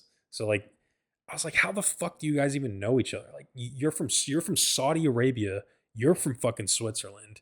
This other guy's from Switzerland, but he's like more Italian than Swiss. And it's just like, how the fuck do you guys know each other? Like, that's the weirdest thing. And so we were playing blackjack, and I just start asking him about that. Like, yo, how do you even know each other? They're like, bro, we went to like this, exchange school, or not exchange school, but we went to this college together, and then I think in the Netherlands or some shit, or like in Western Europe. Like we went to school together, and we've just been in contact ever since. And we've been traveling the world. Like this guy from Saudi Arabia has been to like 60 different countries. I'm like, bro, like what the fuck? Like, how did I meet you? Like, this is so wild. And he was telling me like how much money he's gambled. He was like, I just got back from Vegas the other week. Like, I've been to Vegas. I'm about to go to fucking France after Mexico City. Like, I'm flying over to France. And mind you, was running through my head when I hear you're from Saudi Arabia and you've gambled. I'm not even going to say how much this guy's gambled, but in the thousands of dollars in Vegas the week before. And he's been to 60 different countries. He's got friends in Switzerland and all this. Like, you guys know what kind of echelon of like what this person does if you're from Saudi Arabia and you're doing shit like this. Like, this motherfucker is an oil prince, bro. And I would joke to him, like, bro, you're literally an oil prince. I'd say that to him, like, yo, you're fucking oil prince. Like, good thing like the US and Saudi Arabia are allies and shit. And we just make all these jokes, and he's just like, we're just fucking with each other. Like, so it's just cool, bro. It's like I just made a fucking friend with some fool from Saudi Arabia, literally from Saudi Arabia. Not like some people here in America who are like, yeah, my parents are from Saudi Arabia, or like my parents or my grandparents came here. Nah, this motherfucker lives there, you guys. Like, this is a real fucking person from Saudi Arabia. So it's just like, I don't know, man. This is why I love traveling. It's like, when will you ever come in contact with someone like that? And dude, it was just amazing to hear, again, to hear these people talk about like their experiences in life and where they've traveled and why they're here. Why are you here in this casino at this moment in your life at this exact location? Like, it's just the odds of these things happening. Like, I really question that, man. And that's why, but I'm aware of that. I'm aware of that when I'm in the moment with these people. I'm thinking about that. Like, dude, it is so amazing to be in this moment. I'm so grateful for this. Like, this is why I travel. This is why I moved to Texas. This is why I changed my life and made this decision to just leave everything behind me in Idaho, where I had a pretty good job. You know, I had my, family that lived out there. I had some friends out there. But this is why I did it. So I can fucking live in a place where I can take flights that are easy flights to, places like Mexico City during the World Cup and do this shit. So it really was crazy, dude. But yeah, we gambled that night together, and we were just like, yo, let's link up tomorrow to watch the Mexico game, Mexico versus England out here. Like, let's go to the watch party. And fuck, we went to the watch party, you guys. Like, that was, dude. So yeah, Sunday bro, we stayed up till 6 in the morning again, bro. We stayed up till 6 in the morning again. And this is the Sunday of the game. So the game's at like 5 p.m. We stayed up till 6 a.m. And it's like, we gotta fucking sleep, we gotta, it's like 5:30 in the morning. I'm not tired. I'm not even tired by it. By the time I need to go to sleep at 6 in the morning, I'm not even tired. I don't know if it was like adrenaline from gambling or what, but like, I'm literally not tired. But we have to fucking sleep or else we're gonna miss this game. We're not gonna be able to do anything. So, um, yeah, that Sunday comes around. It's game day. I sleep till like 2 p.m. or like 1 p.m. We the night before we were like, yo, let's meet up at this guy's hotel. Let's meet up at his hotel, the guy from Saudi Arabia. Meet up at his hotel.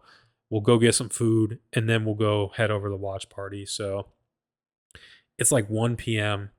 or I wake up at like 12:30. Yeah, I wake up at like noon, 12:30. Gonna get ready. And bro, I didn't think about this, but dude, the roads were blocked off for all of the roads in this area, like in Mexico City, in downtown, blocked off for this game. You can't get anywhere. Like you can't Uber anywhere. You can't if you want to go like 3 miles, that shit's gonna take like 45 minutes. Like the way it was from the getting from my airport to the hotel. Like and I mind you, I was like 5 miles away. I was pretty far away from this guy's hotel. We're like 20 minutes out, like a 15-minute, 20-minute Uber when it's normal traffic away. So I'm like, all right, well, it's 1 p.m. I'm gonna meet him at like 2 p.m. at his hotel or 3 p. I think it was yeah. It was like meet at like 2:30 or some shit, or maybe 3 p.m. So wake up at like 12:31, get ready, you know, do the whole thing, and then I'm like, all right, well, let me give myself, it takes 20 minutes. Let me give myself maybe like an hour to get to his hotel. So I hop in the Uber to this hotel that's 20 minutes away on any given Sunday, literally any given Sunday. It is a Sunday. To Uber to the hotel, it's like 3 p.m. Yeah, 2:30. I'm going to get there at like, dude, I don't even know. I suck at telling. I'm such a bad storyteller. It's not even funny, you guys. I literally can't tell stories to save my life. It's 2 p.m. I want to get there at 3, maybe 3:15, 3:30. And did I leave at 2? Scratch all that. I think it was 2:30. He was like, "Yo, get here at 3 or get here at 3:15 or 3:30." It's 2:30. I hop in the Uber.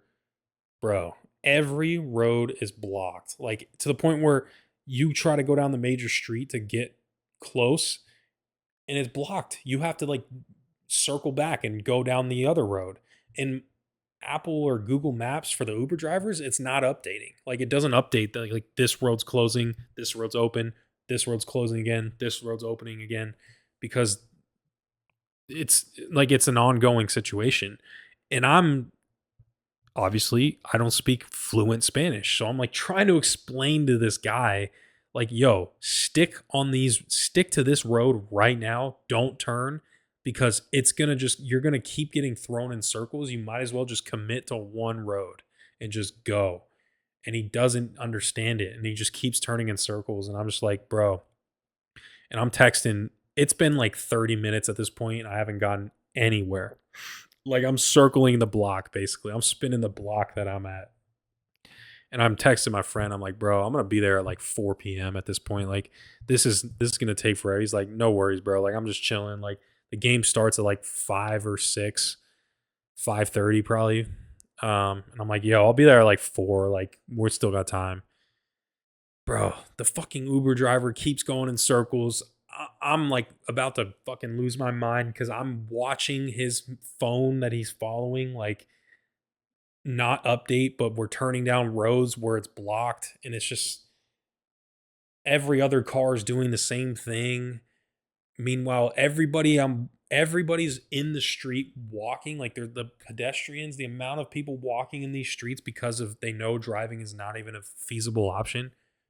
There's so many people walking. The amount of green jerseys. I don't think I saw a single person not wearing a Mexico jersey, one of the green jerseys.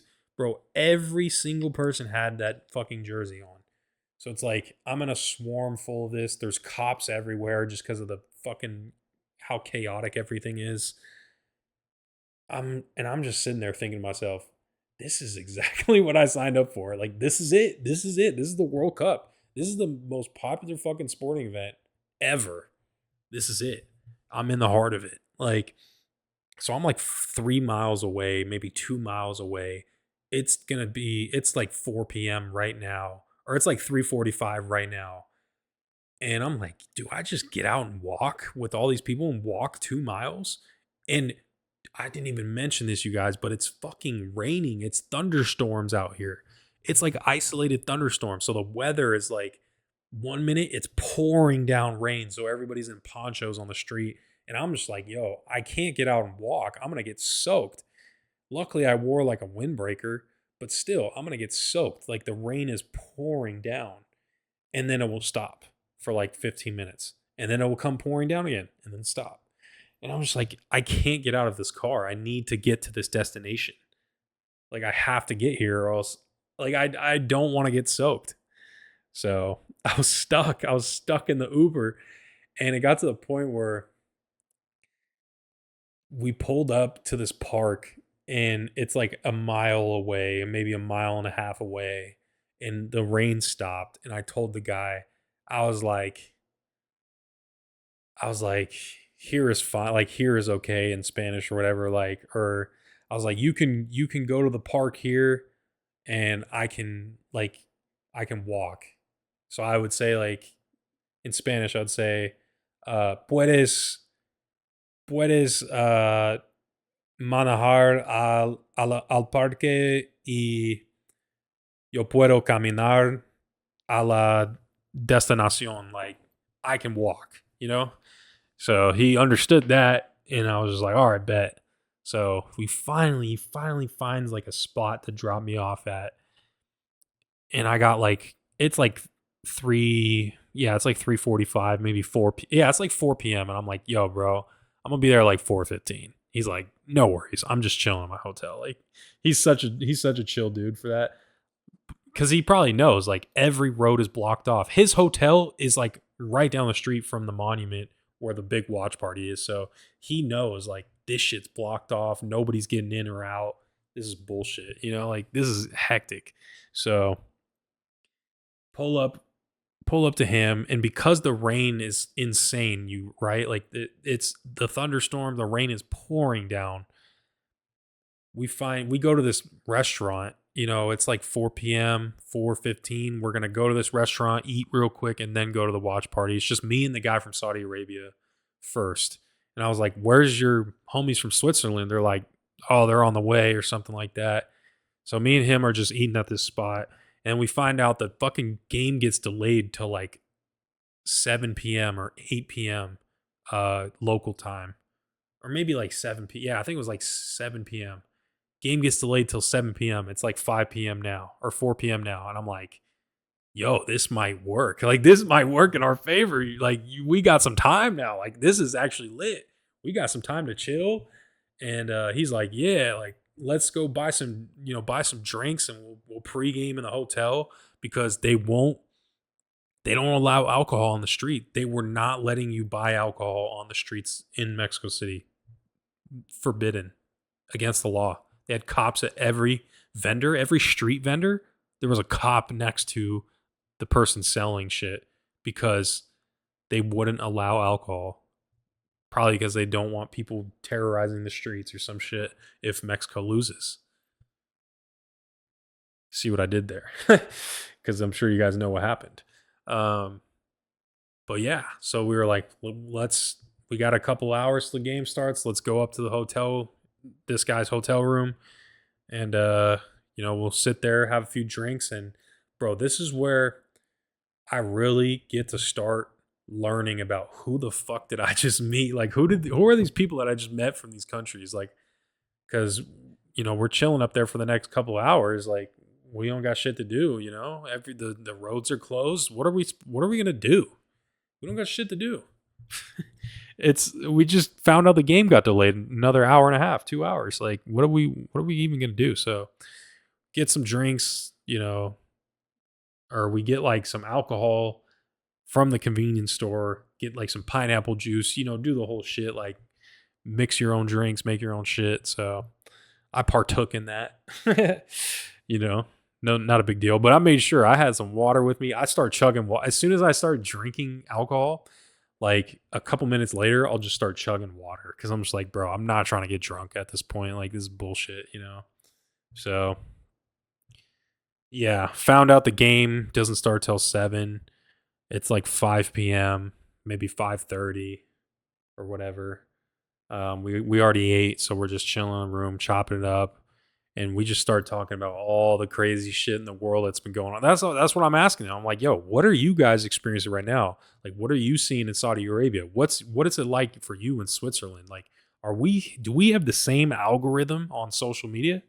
I found out we all have the same fucking algorithm, you guys. Like we all think the same shit. We think Israel's fucked. We think all of the like we realize there's bullshit going on in the world, and they're fucking lying to us. So it was such a relief though to like see how much the media, not a relief, but it was such a relief to connect on the same frequency with people from different parts of the world, man, on deep subjects, not just on some surface level shit, on deep subject matter.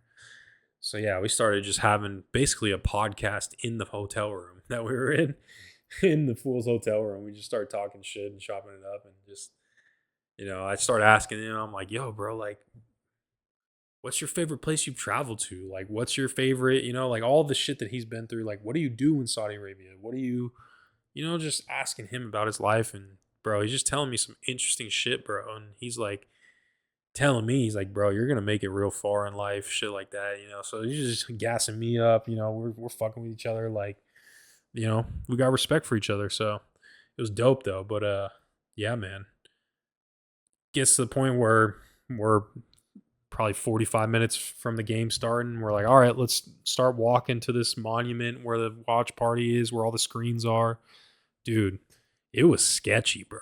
Like walking in in the streets of Mexico City on the way to the World Cup, it was sketchy, bro. There's people like you're just hearing constant vuvuzelas, like all the horns blowing, all the people yelling, chanting, all the flags waving, all the street food, people selling shit, selling jerseys, selling scarves on the side of the road, like roads blocked off, police every corner, you know, it just got real. Like I was just looking around and I'm wearing like this windbreaker that's got like gold chains on it. And like, I don't fit in at all, bro. Like I really don't fit in at all. And me and the group I'm with, we don't fit in at all. We're from all over the world, So I'm just like, none of us have on the Mexico jersey. So we don't fit in with the clothing. Like we really don't fit in. And I'm just looking around like on my P's and Q's, like, these are some active streets that we're on. You know, anything can pop off at this moment. There could be somebody could have, they could start throwing tear gas in the crowd or something. And I'm just like sitting there thinking to myself, I'm checking, I'm holding my pockets. I'm like looking behind me as I'm walking, like making sure nobody's gonna come up and try to rob my shit. You know what I'm saying? So it was just a little sketchy as we were on the way there. And it was just, bro, but it was active. Shit was active. It was active. It was a fucking movie for real. So, um, yeah, we end up making it to the watch party, and we're standing outside, but we just have like the worst view. People have been camped out there since the fucking yesterday, right? So we have such a bad view when we're trying to like get in to see the screen, and we're like having to walk through like the mud and shit because it's raining, right? So like all the dirt, we're walking through mud, and I got like my Air Max 95s on that I paid like $200 for these shoes, like just walking through the mud, and I'm like, fuck, like this is not good. Like I should have dressed like, for attire that was for a riot or like a fucking mosh pit, not like I'm ready to go ball up or like I'm ready to go hit the nightclub. So I didn't really pay attention, or I didn't really do my homework on that. But yeah, we end up like getting a good view, and we're like trying not to lose each other in the crowd either. You know, we're walking through crowds like, you know, it's there's so many fucking people at this monument, dude. There's probably at least 10,000 people there. So we're just trying to walk through, maneuver through, trying to get a good view, and we're like trying not to lose each other in the crowd. And because if we do, we lose each other, we're fucked. You know what I'm saying? Like we're so fucked because the phone service, like trying to make sure everything's, it would just be a nightmare logistically trying to regroup. Like we can't lose each other. So the first half we get there, and bro, I think Mexico, no, yeah, England scores like 2 goals in the first like half, 2 fucking goals. And we were just, everyone was heartbroken. I was ready for people to just start breaking shit, start rioting. And I was like, yo, they scored 1 goal in like the 35th minute or like the 40th minute. And then a minute later, they score again, bro. They score again. Or no, they don't score again. They score like the first goal in like the 38th minute. Fucking Jude. I think it was Jude. No, was it Jude or? Yeah, it might have been Jude Bellingham scores that first goal. And then 10 minutes later, it was in like the 20th minute. Sorry. You see what I mean? I lose track of time, you guys. In like the 20th minute, Jude Bellingham scores, maybe the 20th minute. It was the first goal to start the game. And then in the 30 something minute, fucking Quinones for Mexico scores. The fucking only black guy on Mexico scores, and everybody starts going crazy, bro. And I got the shit on film. Like they start spraying this fucking little like foam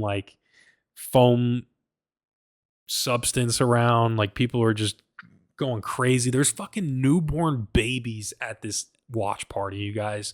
This is like a for real holiday. Because also I should mention, Mexico has never made it past this round. So like this game that we're in, Mexico has never made it any further in the tournament than this game. They always lose at this game.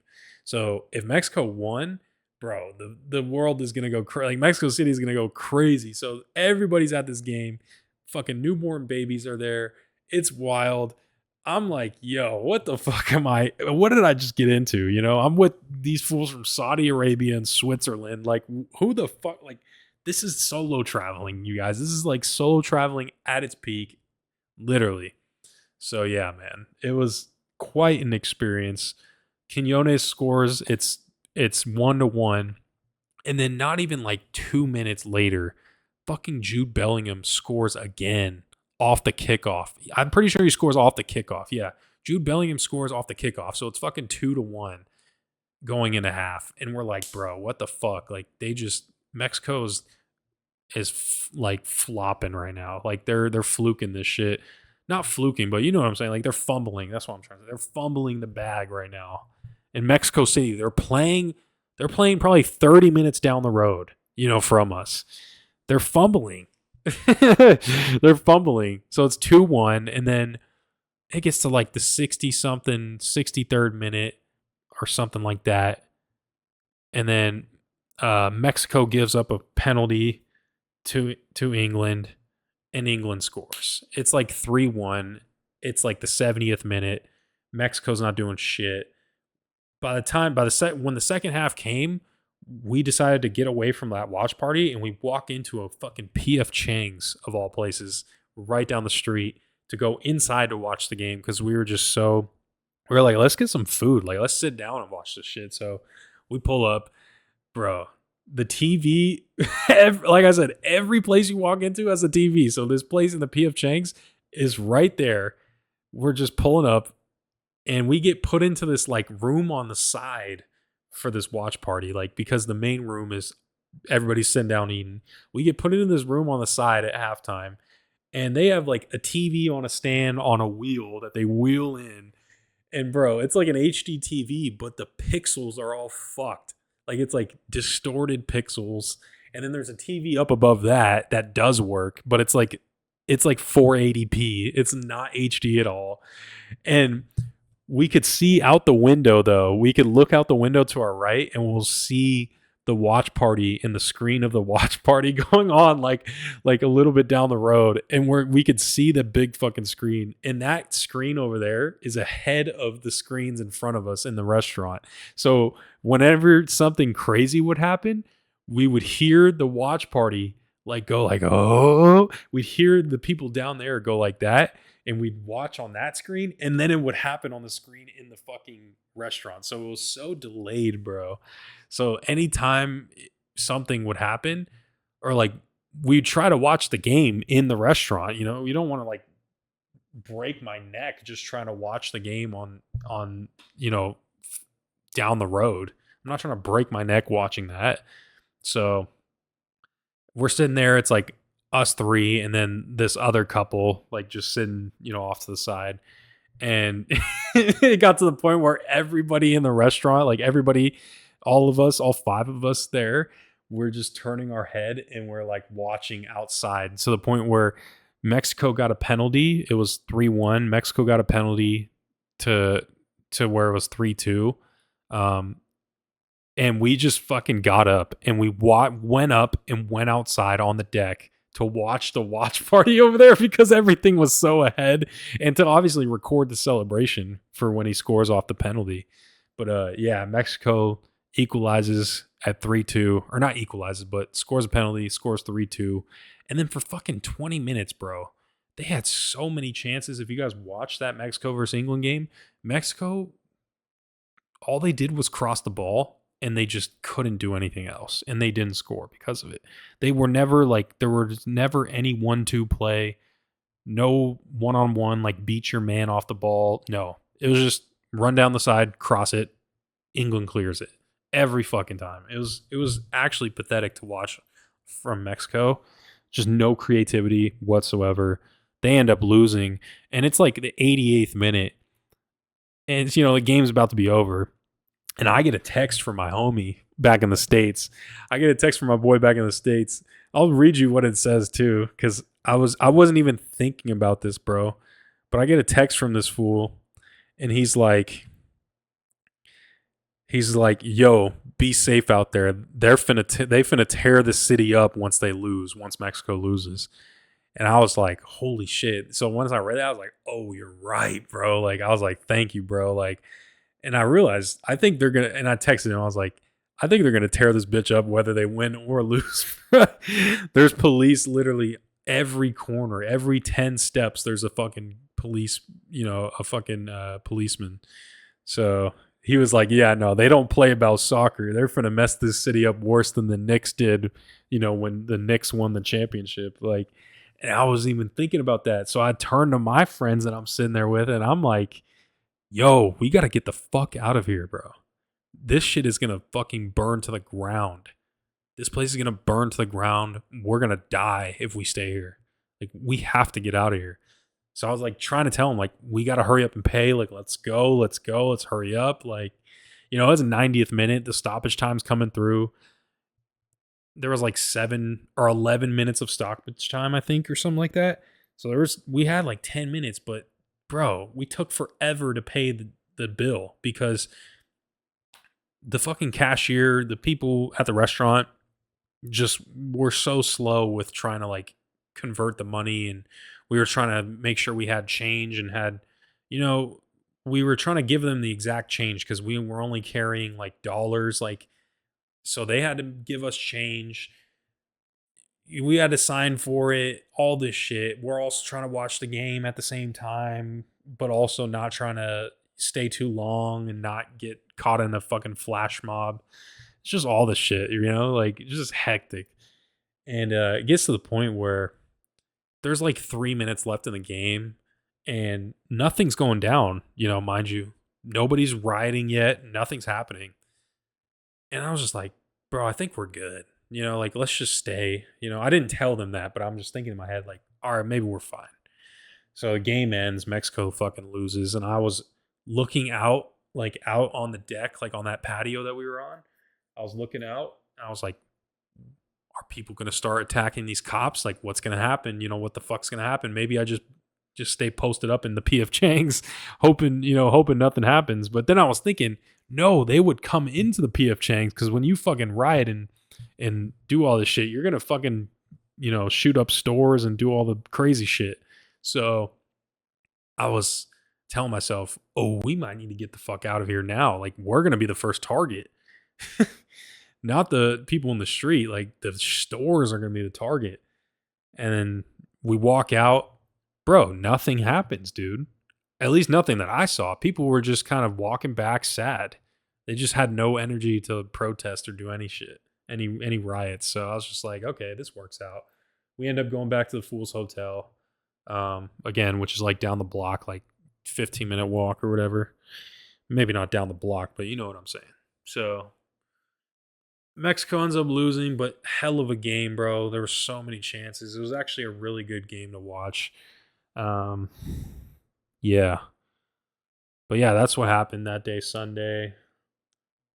I mean, bro, I made some pretty good friends, man. It got to the point where we went back to the room and we just started chopping it up again. We started talking again and just, they were like, hey, what are you doing tomorrow? Like, and we're just like making plans for the rest of the trip. And they were like, oh, we leave on Tuesday. I'm like, hell yeah, I leave Tuesday. Like, this is lit. We got the same kind of schedule. So they're like, hey, I was like, yo, we should go get some like real Mexican food tomorrow. I got this spot that I found from this guy on IG that I follow. He recommends this spot. Let's go here. They were like, all right, sounds good. Hell yeah. So we're just kind of making plans, doing the whole thing. And, we're just in the hotel room making plans, obviously, in his hotel room, just chilling, chopping it up. But yeah, and the guy, this guy from Saudi Arabia, like, he's just like, bro, you should come travel with us. And I was like, what do you mean? And I was just sitting there thinking to myself, and I kind of said it to him, like, what do you mean, bro? Like, I'm like, all right, hell yeah. But like, also, what do you mean? And he kind of clarified. He's like, yeah, we take like these trips all the time. Like, we meet up and link up in different parts of the world. And, you'll have like a network around the world. So if you ever go to Switzerland, you're like, hey, I got my homie in Switzerland that you just met right here. Or if you ever come to me in Saudi Arabia, hey, we got this guy in Saudi Arabia, shit like that. Or if I ever come to America, he was telling me, he's like, I got a couple of American friends that live in, different parts of America. So anytime I go out there, I just call them up and say, hey, like, let's link up. I'm just sitting there thinking, like, dude,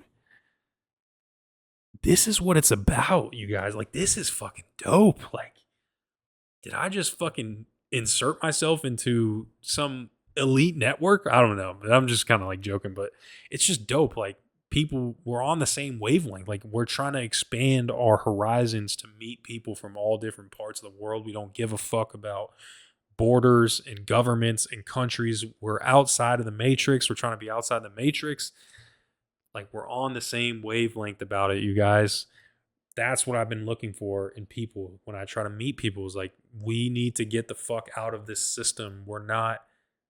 We don't comply with this system. We're not meant to fit in with this system. And that's exactly the kind of people I met. I realized that's who I met. And that's why I was just like, yo, this is so dope. Like, this is so dope. Like, what are the odds that I do this, man? And I meet these people. And yeah, so we're like trying to plan trips and do all this shit now and figure shit out. And now we got a group chat and we just kind of chop it up in the group chat. Now I'm part of a group chat. But yeah, I knew I wasn't weird. You know what I'm saying? I knew I wasn't a weird, like, antisocial motherfucker. I just never met the right people, bro. I never met the right people. I never came in contact with people on the same wavelength as me. I knew I wasn't some weirdo. Like, I knew I could vibe with people. It's just, I'm very, like, it's a select few of people, group of people, man. It's really what it is. So yeah, man, it was great overall. We met up the next day, linked up, got this insanely good Mexican food. I fucking loved it. Street tacos. Shit was so cheap. I got like, bro, I ordered like 8 tacos, bro. I think I paid $10. Like, it was so good, dude. It was like birria tacos for $10. Insanely good. Homemade, all this shit. Yeah, that was Monday. I mean, then we went to the Revolution, or like the Constitutional Monument, or the Constitutional Plaza, where like There's the big Mexico flag there on the flagpole. It's where the FIFA World Cup Fan Fest was. We went there to watch the U.S. versus Belgium game, and Belgium fucking destroyed our shit. I was, again, probably like the only American there at that watch party. I mean, there was a few Americans, but there were a lot of Mexicans wearing like USA hats at this watch party, like cosplaying, like LARPing as trying to be Americans. Like they would probably want their green card and shit. It was just kind of funny to witness. I was just, and mind you, everybody at this fucking watch party is booing America. Like whenever some shit happens, they're booing. And I'm looking around at who's booing, and I'm like, I know none of y'all here are actually from Belgium, right? Like y'all just fucking hate us, bro. Like y'all just hate the Americans. So it was just so funny to watch. Like y'all aren't even Belgian. Like fuck y'all. You know? So I was repping America, of course, but I was like, y'all aren't even Belgian. Like shut the fuck up. Don't don't you could at least just not say anything. Like you don't have to cheer for America, but don't boo us. Like fuck that. So I was like, whatever. Like it was just kind of funny, but yeah, man. Did that on Monday. Got to the point where I was just like, all right, I've had enough. Like this was a good trip. I'm satisfied. I met some people, got to go see the pyramids, did everything I really wanted to. I guess the only thing I want to do is go back there and see the pyramids again on my own time, and then maybe go to like some of the anthropology museum. There's so much. That's the thing with Mexico City. It's such a big city, bro, that you can't do everything in one trip in a week. You just can't. So you got to have a purpose going into those trips. So yeah, I mean that's my Mexico City trip. Next day, just flew home and that was it. Bro, go solo travel, you guys. I just told you 2 hours worth of like life changing shit for me, like just unique experiences. I've vlogged the whole shit too, so you guys will probably next year by the time I release the video see what the fuck I went through. Um, but I'm gonna give a similar kind of monologue here, rant that I did put in my vlog when I was in my hotel room of you have to go travel. Like you have to go do shit for yourself and travel and see the world because nobody else is going to fucking do it with you or do it for you. Talk is cheap. People, and maybe I'm speaking from bias here. Maybe people don't like being around me. Maybe it's easy to make plans and maybe I'm the problem. Maybe it's hard for me to go travel with people because they don't genuinely want to be around me. But I don't know, bro. I mean, but based on my personal experience, I don't know because they never have told me. Those people have never told me they don't like me and they don't want me to want to travel with me. So I chalk it up to these people just suck at people suck at planning, bro. People are the worst planners. People talk a big game. They're bullshit artists. They lie to themselves all the time. They hype themselves up. They talk about, oh yeah, we gotta go do this and we're gonna do this and we're gonna go here and we're gonna go here, and it never fucking happens. It's either that or people just fucking hate me and they don't want me to go. They don't want to go travel with me anyways, so it never ends up happening and I end up going solo. It's either one of those two. I'd like to think it's because people are just such hypocrites and they talk all the time about what they plan on doing but never actually execute. So I say all that to say, stop waiting on people to go do things that you want to go do. Not just with traveling, but just with anything, bro.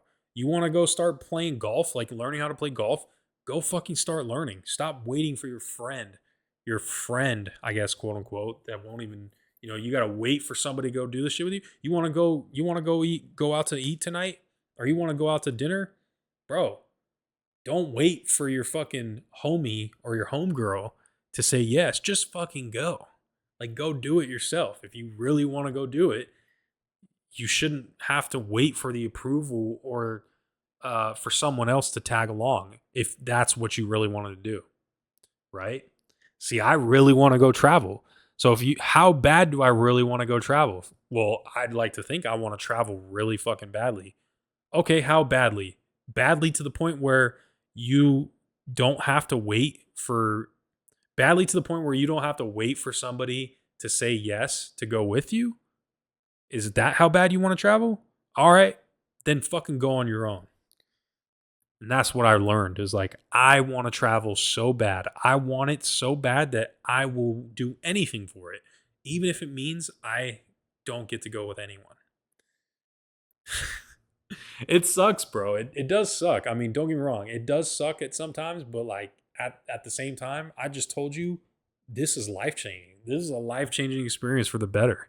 So it is great, but there are moments, you know, where the loneliness can kick in of like, damn, I see all these people, with their homies, with their girlfriend, with their boyfriend, or whatever the fuck. Like, it'd be nice to have someone to do this with and share this with, but bro, I don't know, man. That's again, that's where my spirituality kicks in. That's where me realizing my place in the universe and where I'm at in my life, my self awareness of my position helps me deal with those kind of thoughts that I have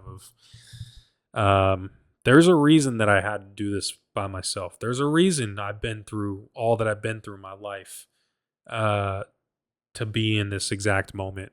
You know, I done been through some shit, you guys. Like I've talked about it ad nauseum in my other episodes of this podcast. Like the things I've been through, the trauma I've experienced, the disrespect that people have shown me throughout my life, not just from people I called friends, but my actual own family have fucking disrespected me in a lot, in many different ways, and those people don't see their wrongdoings, and I've had to live with the fact that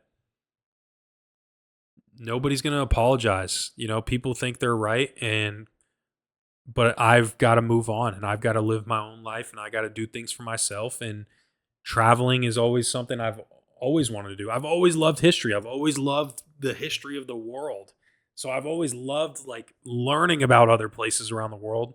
So traveling is just a natural inclination that I love I'm drawn to. I'm just naturally inclined to want to travel because I want to go see the shit that I've fucking learned about. Like any normal thinking human being would want. But that means I got to do a solo, bro, cuz a lot of the people that I would think to go do it with, they're just not my kind of people, bro. And I guess I'm getting into a different topic here when it comes to the quality of people you have in your life and the type of people you have in your life being a big factor into the decision making that you exhibit on a daily basis. It is a big factor. Um, but a lot of people put up with disrespectful people, even if it's your family, even if it's your bloodline. Disrespect has no room in my life anymore. I don't tolerate that shit. I used to tolerate a lot of disrespect from people. A lot of I used to let people get away with a lot of different things in my life. Just because I was so afraid. You want to know what it was? I'd put up with disrespect. I'd put up with, subtle like slights and disses, sneak disses, and people just slowly jabbing away, poking fun at me when they can, right? Under the guise of it being humor sometimes. I would put up with that a lot because I was always afraid that if I really stood up for what the fuck I believed in, or if I really told them how I really felt about them, that they would leave me and I would be alone and I'd just be miserable. That's really what it was. That was like my biggest fear, bro.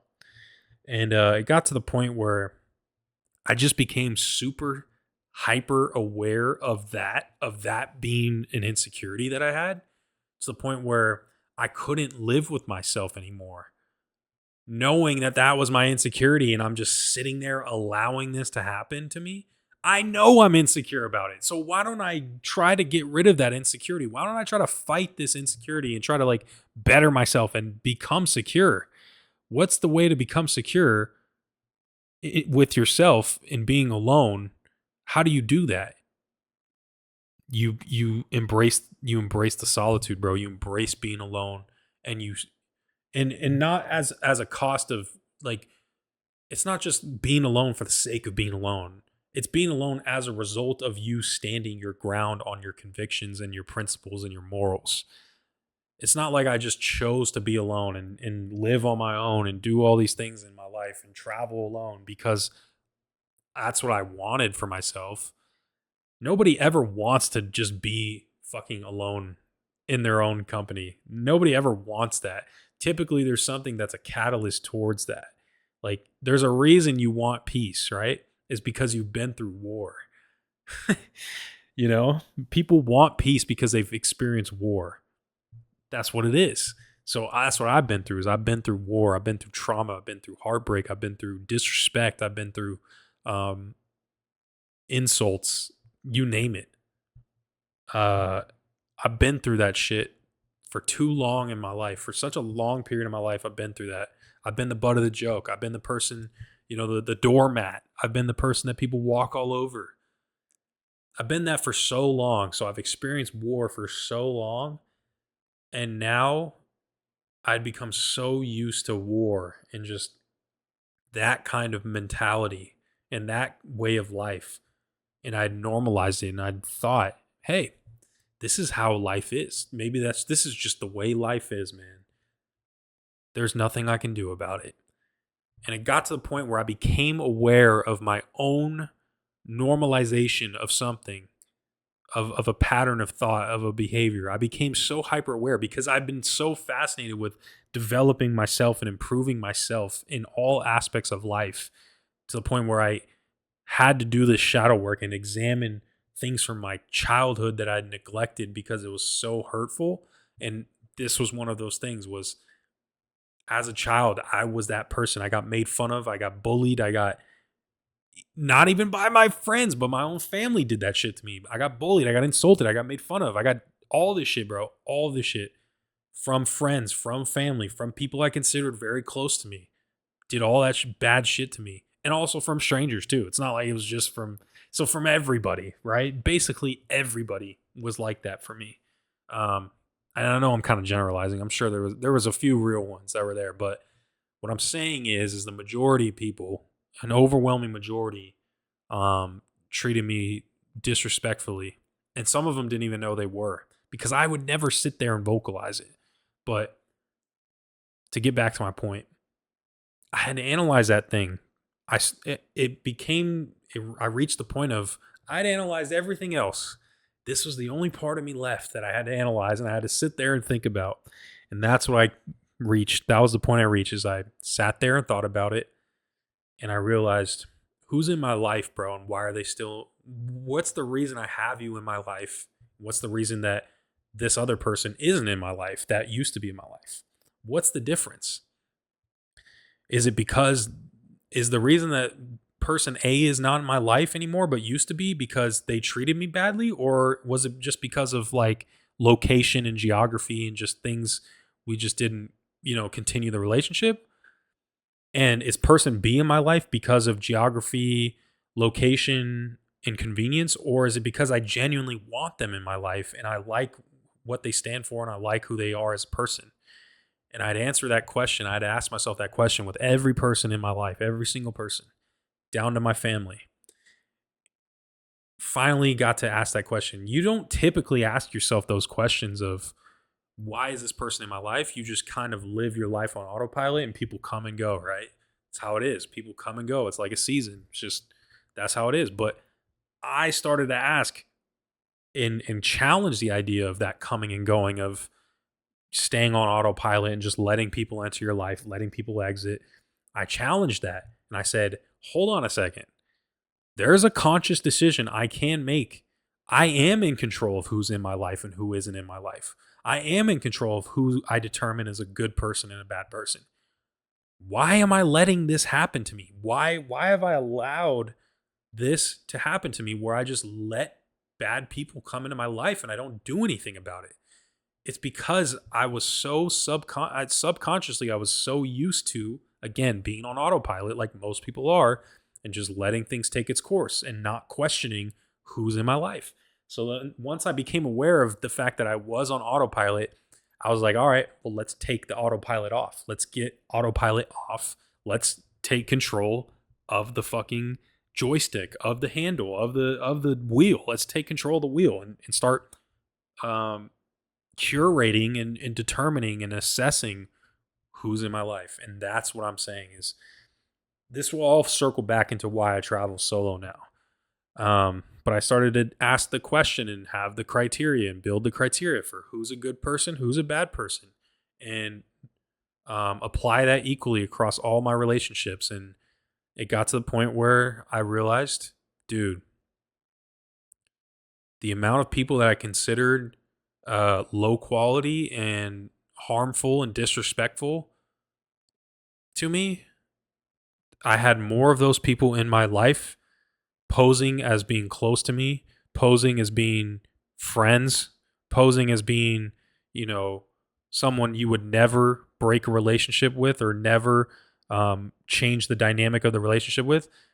I had people of that status, more of those people in my life than I did of somebody that was high quality, wants the best for me, supports me, loves my vision, loves what I embody, loves my personality, my interest, takes interest in my life, and doesn't have any ulterior motives, and doesn't look to sabotage or to keep me around, I guess, as somebody that can be, the joke, the butt of the joke, or the doormat, or the person to make fun of. I had more people that were that kind of person, if that makes sense. I had more people that were low quality than I did of somebody that was high quality and wanted the best for me. So once I realized that, like, I kind of not spiraled and like went crazy, but I just like, dude, I realized this at the end of 2025. And now I'm, well over almost a year into this new path I've embarked on of I need to rethink who's in my circle. So now I'm in the point where I don't want I'm very selective. I'm very selective. I thought I was very selective to begin with, but now I'm even more selective. I'm even more picky. And but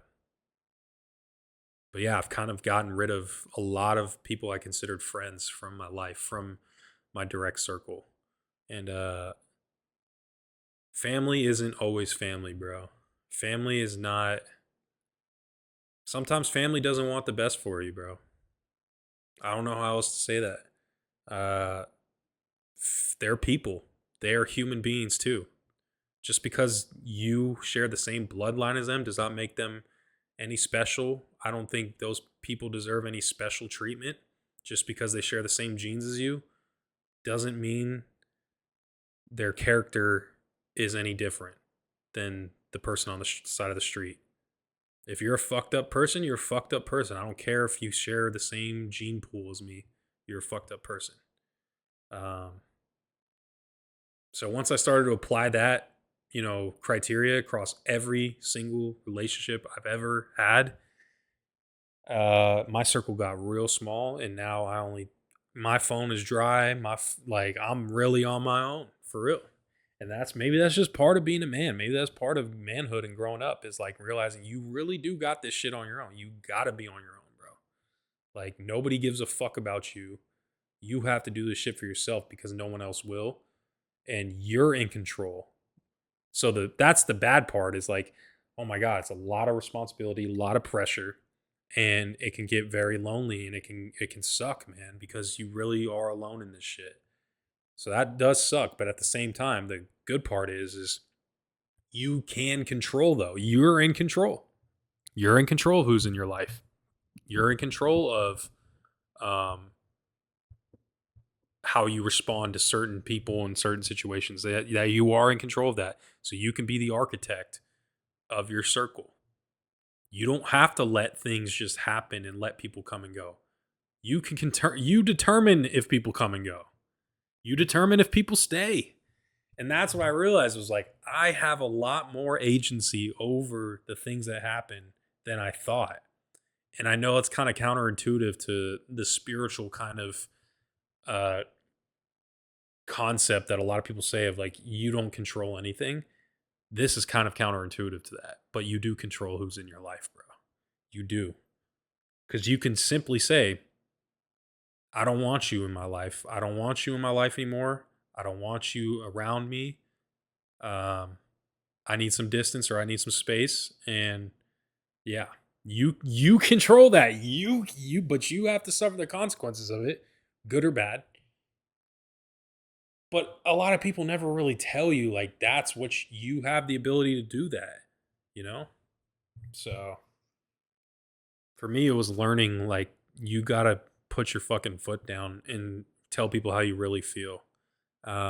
So that's what I did. I started telling people, this is who the fuck I am. I'm tired of pretending to be someone that I wasn't just because uh, I was afraid of people finding out who I really am. That's what it was, bro. That was another thing. So I was afraid of telling people how I really feel. I was afraid of doing that because I knew if I did, then I'd be alone and they'd abandon me and people would leave me alone and I would just drive myself insane because when I'm alone, that's what happens, right? When you're alone, that's what happens. That's like the typical stereotype. That was a big fear I had, big insecurity I had. And it was also tied to this fact of, you know, if I told people who I really am, if I stopped pretending to be someone I wasn't, and I just exposed, like, yo, I'm this person. I fuck with this kind of music. I listen to this music. I dress this way. I drive this car. I believe in these things right here. If I really gave you who the fuck I am in my core, that's what I was afraid of. Is I just knew if I told people this is who I really am, like I do a good job at playing a character and being a good, good in disguising who I am. But this is who I am. When I lay that out, they would be mind blown and they would not want to be around me anymore. And that's what I did. So, and they would leave me, right? So those two insecurities tie into each other. That was what I was really insecure about. And again, it got to the point where I became so self aware of that insecurity to the point where I would drive myself insane, not because I'm left alone, but because I knew that I had to face something and I wasn't facing it.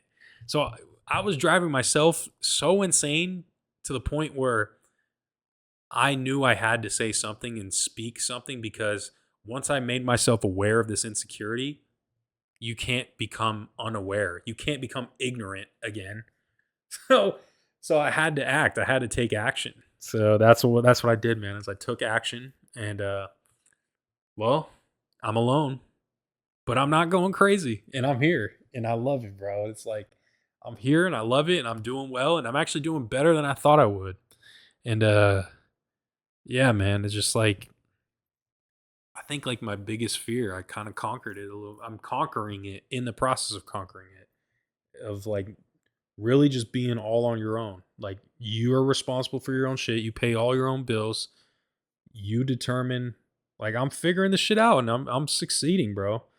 Um, and that's what I think I was so afraid of that right there.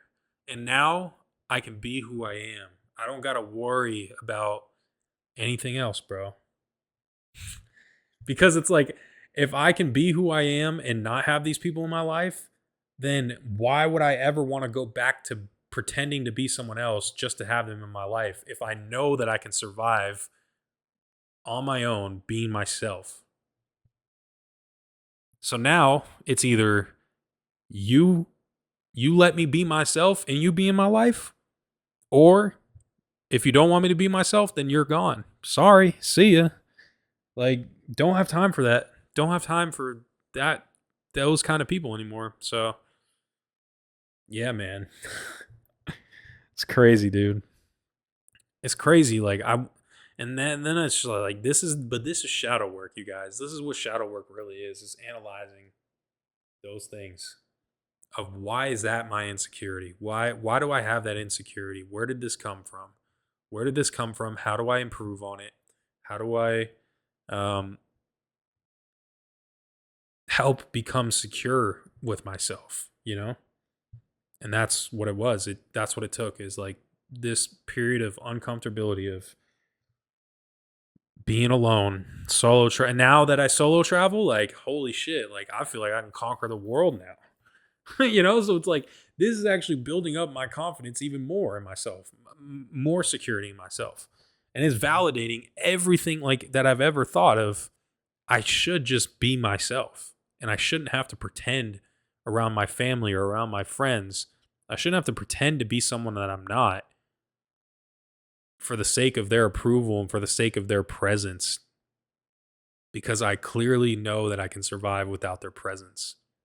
So if I can survive without someone's presence, then I can survive. If I can survive without someone's presence by being myself, then the only rational option after that is to be myself, and they welcome themselves in my presence. There's no reason I should go backwards and pretend to be someone I'm not, just because I already realized I can thrive alone.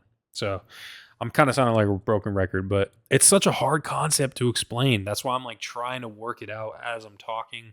And it's like I'm talking in circles, but yeah, man.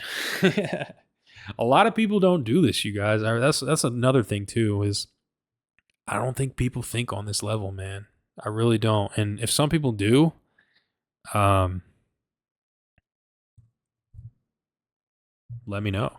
Because I feel like it's just such a rarity, dude. Because a lot of people will never have this conversation. You want to know what people will do instead of have these conversations with themselves and get it out in this kind of form of like this kind of medium by sitting there talking about it. You want to know what they'll do instead of that? They'll hit up the club on Saturday night and they'll down a bottle of fucking tequila. They'll start doing shots. They'll start partying. They'll start hooking up with random people and giving out their energy to the most random people and creating soul ties and doing all this bullshit that ruins the essence that's inside of you, your spirit. That's what they'll do instead of have these conversations with themselves like I am right now of analyzing, why was I like this as a kid? Why do I have this fear? Why do I have this insecurity? They will never fucking do that. They will distract themselves, they'll numb themselves, and they'll do anything in their power to not face this very thing that I'm doing right now. So who's the fucking strong one then? And those people want to sit there and talk to me about like, oh, you're not a man because you don't drink. Bro, you're not a man because you won't face the shit that's you've been holding back inside of you since you were a fucking kid. You're too pussy to face your own self. Who's a fucking man now? Shit, I can't stand, bro. I can't stand shit like that. The amount of people that would look at me weird, the amount of people that would give me side eyes and just insult me even directly, or just make those like backhanded kind of like passive aggressive insults because I don't drink beer, and they'll look at me like less of a man. The amount of people that would do that but won't sit there and reflect and think about what it is that they've done their entire lives that have caused their own misery. That's the shit I can't stand, bro. Those are the people I have no room for those people in my life. And again, I would just let shit like that slide. But now I'm at the point where if you come up to me with some shit like that, I will literally punch you in the face, bro. Like, I don't have room for that in my life. If you disrespect me like that, I'm not gonna I don't have tolerance for disrespect anymore. Like, my tolerance for disrespect has really gone down.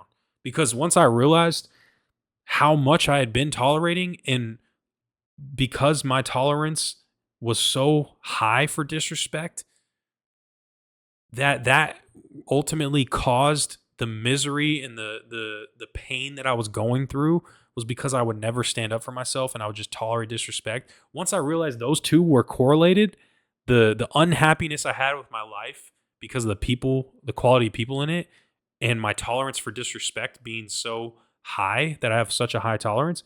Once I realized the correlation between those two things, that was when I just realized, oh my God, I need to 180 my entire perspective on who the fuck is in my life. And that's what I've done. And now I feel amazing because of it. But at the same time, it does, like I said, it does get lonely. This is what I realized. And I'm speaking from a male perspective here, so for men at least, right? The one that's popular and the one that has all the notoriety and popularity and is loved by everybody, at the end of the day, those people are the biggest enemies to themselves. And I think there's a saying that goes along that. I don't know if it was Mike Tyson or something, but like a friend to everyone is an enemy to himself. So, would you rather be liked by everybody but have no moral convictions, no principles to stand on, no uh, ground, no actual foundation for who you are? Or would you rather be hated by everybody, but know in your heart that you stand on shit that you believe to be the truth? That's it right there. And that's, again, this can tie into biblical shit. This is like the message of Christianity is like, this is what Jesus stood for. He stood for what's right, but he got stoned because of it. He got fucking crucified because of it by everybody, but he stood for what he knew was right in his heart, but he didn't need the approval of everybody else. He didn't need the approval of everyone around them. So that's what I'm saying is like, this applies universally. So when I apply it to my specific life with, yo, I'd much rather be that man that's going to be alone and by himself for the rest of his life, but but I know I'm standing on some righteous shit that nobody can ever test me about and ever check me on because I know it's the right thing and you can't say it's not. I'd rather be that man than be the man who flip flops every second on a position, that will wait for other people to assert themselves first and then they'll follow once they have the approval of that person that it's okay to think certain things or to say certain things, and be liked by everybody because of that, because they follow what's popular and what everybody else is saying. I'd much rather be the former. I'd much rather be the first one. I've that's the point I've reached, and that's where I've determined the reason people like this is, I don't know. I sit there and analyze like, well, how does it relate to like romantic relationships? Like, and that's where I think a lot of men are just, they're pussy whipped, bro. They're cucked because women in America, at least, um, they act more of like the man. They're the ones that set the positions and the opinions. And if the man has become so insecure with himself, that's what it is, bro. The man has become so insecure with being alone that they'll agree with the woman, or they'll let the woman dictate the policy essentially of like what's okay, what's not okay to, you know, to be in the relationship, to give you the attention or the ability to be in the relationship together. The man almost has to like do what's get their approval. When in actuality, it should be the opposite. It's like, yo, you follow what I'm saying, girl. Like, this is my shit. Like, you either fuck with me or you don't. Like, I'm cool with being alone, but you either got to fuck with me or you don't. Whereas I feel like it's been inverted a lot in the last decade, maybe even longer than that. But seems like a lot of men will just say what is agreeable and will say what the consensus amongst the general public is. They'll just spew the corporate narrative and say the mainstream position, which the women will tend to follow because that's just a little bit more in their nature, is to follow, is to not challenge the status quo because they don't have the physical ability to back themselves up when conflict arises. So they won't barge into conflict like men will. But men have not stood on their fucking convictions lately. And what they've done is effectively become women in that regard. And women are almost now getting into relationships with themselves, if you think about it. And that's why women complain about the way men are nowadays of not being masculine. It's because it's like, yo, y'all are getting into relationships with yourself. But at this, and they don't even realize it until it's too late. Like, oh my God, I didn't even get in a relationship with a man. I basically made this motherfucker a version of me. Like, I made him a woman, and now I'm frustrated because, but they won't take and this is the problem, is the women have a problem with accountability. I mean, most women, I shouldn't say all women, but like a lot of women have a problem with accountability, which is, I think that's fucked up. But like, they won't realize, it won't click in their head. Like they're responsible for that, for making the men just like them, you know? But that's why we have the issues that we have today. Not trying to blame women here again, because I do think men just need to step the fuck up and man the fuck up. You know, like this could all end. This could all end if men just stopped being so insecure and take the approach that I'm taking of, yo, I'm cool with being alone if that means I'm standing on the right side of history in the right position. I'm cool with nobody liking me. But most men are afraid of that, bro. And I don't know why that is. I don't know how we got here with that. But I'll die for the shit that I believe in, bro. Like, you can kill me right now and I'll die happy because I know I stand for the right thing. And I know I stand for something that people will never dare dispute with me, ever. Because they know I'm speaking with sincerity when I say it. They know I'm not lying. They know I'm not putting on a front when I talk about all the things I'm interested in. I'm not putting on a front. I'm interested in these things. I love these things. I'll fight for these things forever throughout history. So and that's in the way I walk around now, knowing those things that I know and with such conviction that I know, it really doesn't go well with most people I come in contact with, because there's a disconnect. And the disconnect is that I stand for something and I will not bend for what I stand for. But everybody else in the world, or the vast majority of people in the world that I come in contact with, are that group of people that will bend their morals, bend their rules, give up their position, give up their convictions just to be approved by others. And I was once that person, bro, but I realized you reach that crossroads at a certain point in your life. There comes a point in a man's life, right? Like literally, it comes a point where, which kind of man do you want to be? Do you want to be the one that gets the approval of everybody, or do you want to be the one that stands on your fucking business and is potentially hated by every single person for the rest of time? But you know, at the end of the day, you stood on the right side of your conviction.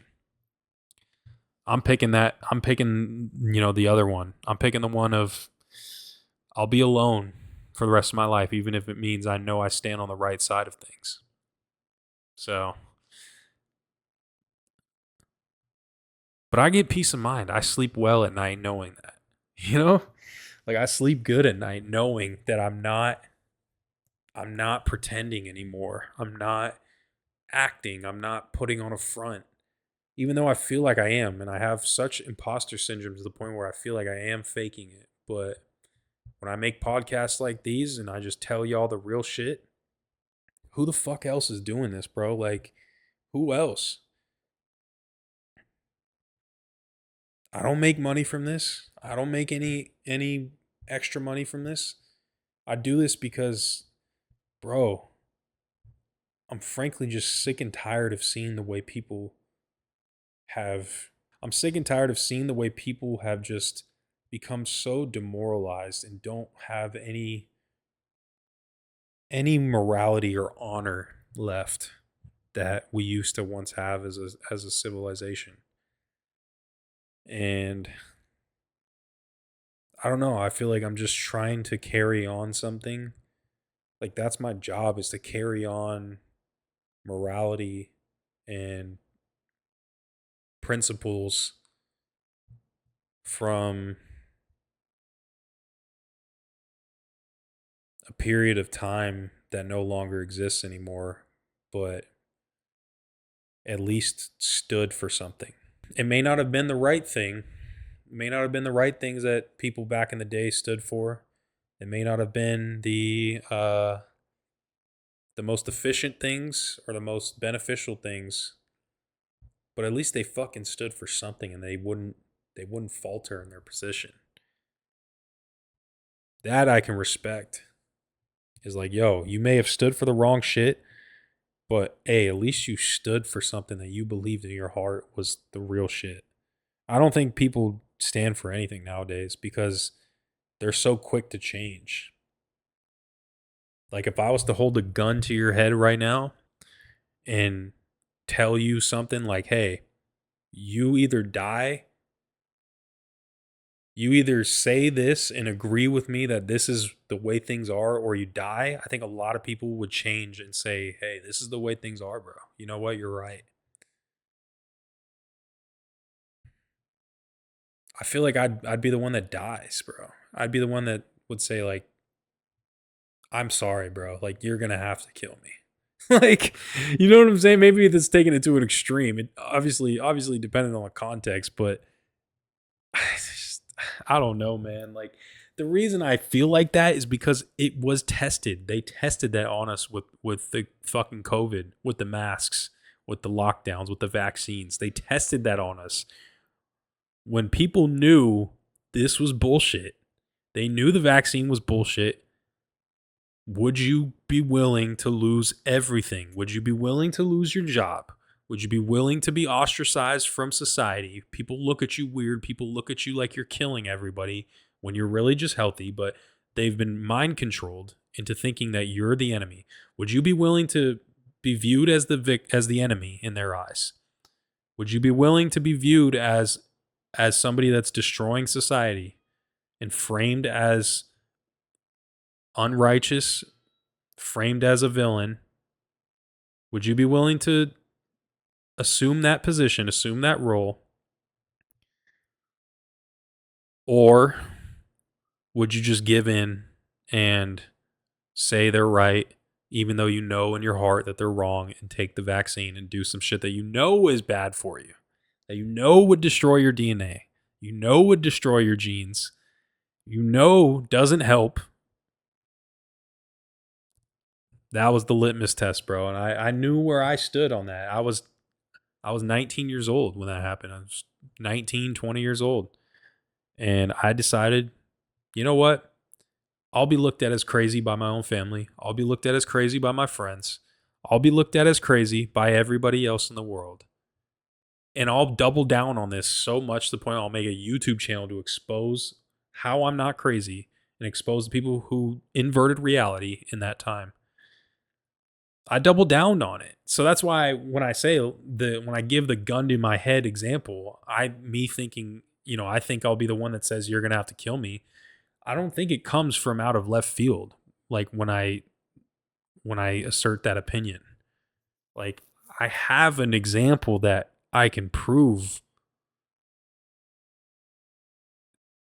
that proves that I'm that person, bro, and I know I'm that person. I'm convicted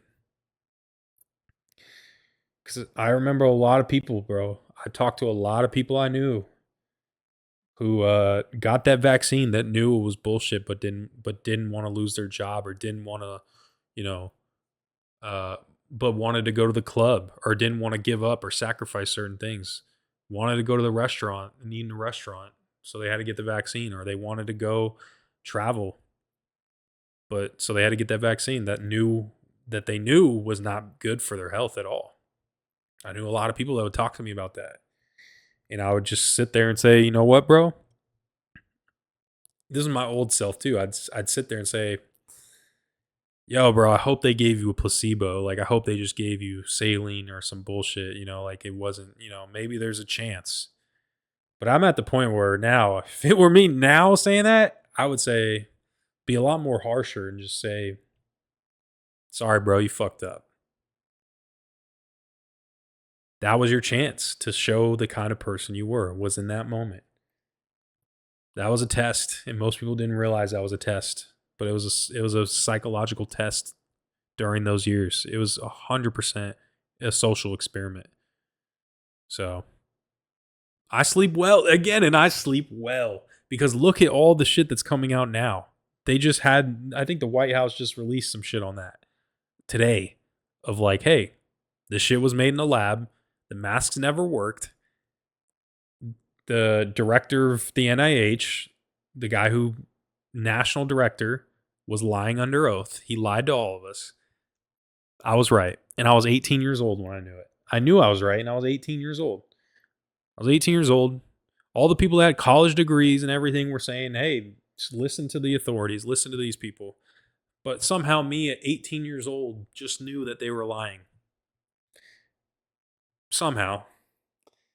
Or maybe it's because, again, when you're intelligent, this is the disrespect that people give you when you're intelligent. That's how backwards of a world we live in. Is the people who are actually intelligent and smart get mocked, ridiculed, made fun of, insulted, disrespected. People with actual real intelligence and real insight never received the platform, never received the praise, never. But the people who sound intelligent, who play the character, who pretend to be a certain kind of archetype, who pretend to be all the things that that person is, oh, those people get the platform, they get elevated, they get pushed in the algorithm, everything. They get the cars, the money, the girls, the fame, everything, just by pretending. And what does that show about our society is that we lack discernment, we lack the ability to judge what the right thing is and what the wrong thing is. We lack a moral foundation, a moral standing. We don't have any compass to go by. So that's what I'm saying. Is the world is so backwards that we praise the people that pretend and play characters all day. We give them all the money, fame, resources, everything. We give those people everything they want. Meanwhile, the people who actually go and do these things, who actually go and be scholars and study deep concepts, people who actually speak with intellect and not just try to sound that way for the sake of sounding that way, but actually give it their hardest effort, those people don't get anything, bro. But it's fine because the people that do these things and don't pretend we're never doing it for the approval anyways. So that's the thing is I was never doing it for the approval of anybody anyways. I had to do this for my own approval and for my own sanity. But those other people pretending, they were always doing it for some external source of validation. So I guess at the end of the day, everybody's getting what they want, but it's just kind of interesting the way that the cards fall or the chips fall or whatever they say that saying is. But yeah, I feel like I'm kind of going in circles on a rant here, but that was my experience in Mexico, solo traveling to Mexico City for the first time. It's crazy, man. It's crazy. You guys got to go travel, dude. I'm going to probably go to Colombia this year. I think I want to go to Colombia. Um, I'm going on a cruise in Nassau in Jamaica in November. So going on a cruise then. But I want to see if I can maybe somehow get a trip to Colombia in this year, whether it be this time or maybe in December or Thanksgiving.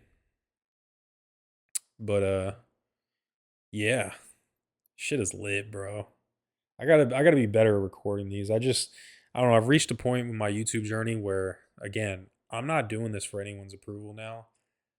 I got to the point where I was reacting and doing all these reaction videos just because everybody was telling me to, and I never sat back and thought like, do I really want to do this, or am I just doing it because like my community's saying to do it? So now these videos that I'm doing. I'm just doing it because this is what I want to do, bro. So if y'all fuck with it, drop a fucking like on this video, bro. For real, drop a like. Shows you made it, and you fuck with the vision. You fuck with what I stand for. I stand for some real shit. I know I stand for real shit now. It was so diluted back in the, previously, but yeah. So drop a like on the video, subscribe to the channel. I'll post when I post, you guys, but just know, like, I gotta go travel. I gotta go live my life, dude. This is what I'm saying is I need to go live my life. So that's why I'm not really posting. I'm really trying to live my life and give myself some new experiences that I never really got as a kid. So yeah, stick along if you're here. Follow me on my Instagram, bro. Unseen47 underscore. I'm more active on there. I'm probably posting more things on there just in my personal life. So go drop me a follow on there. Yeah. It's been your boy Unseen. I'll catch y'all in the next one, man. Peace.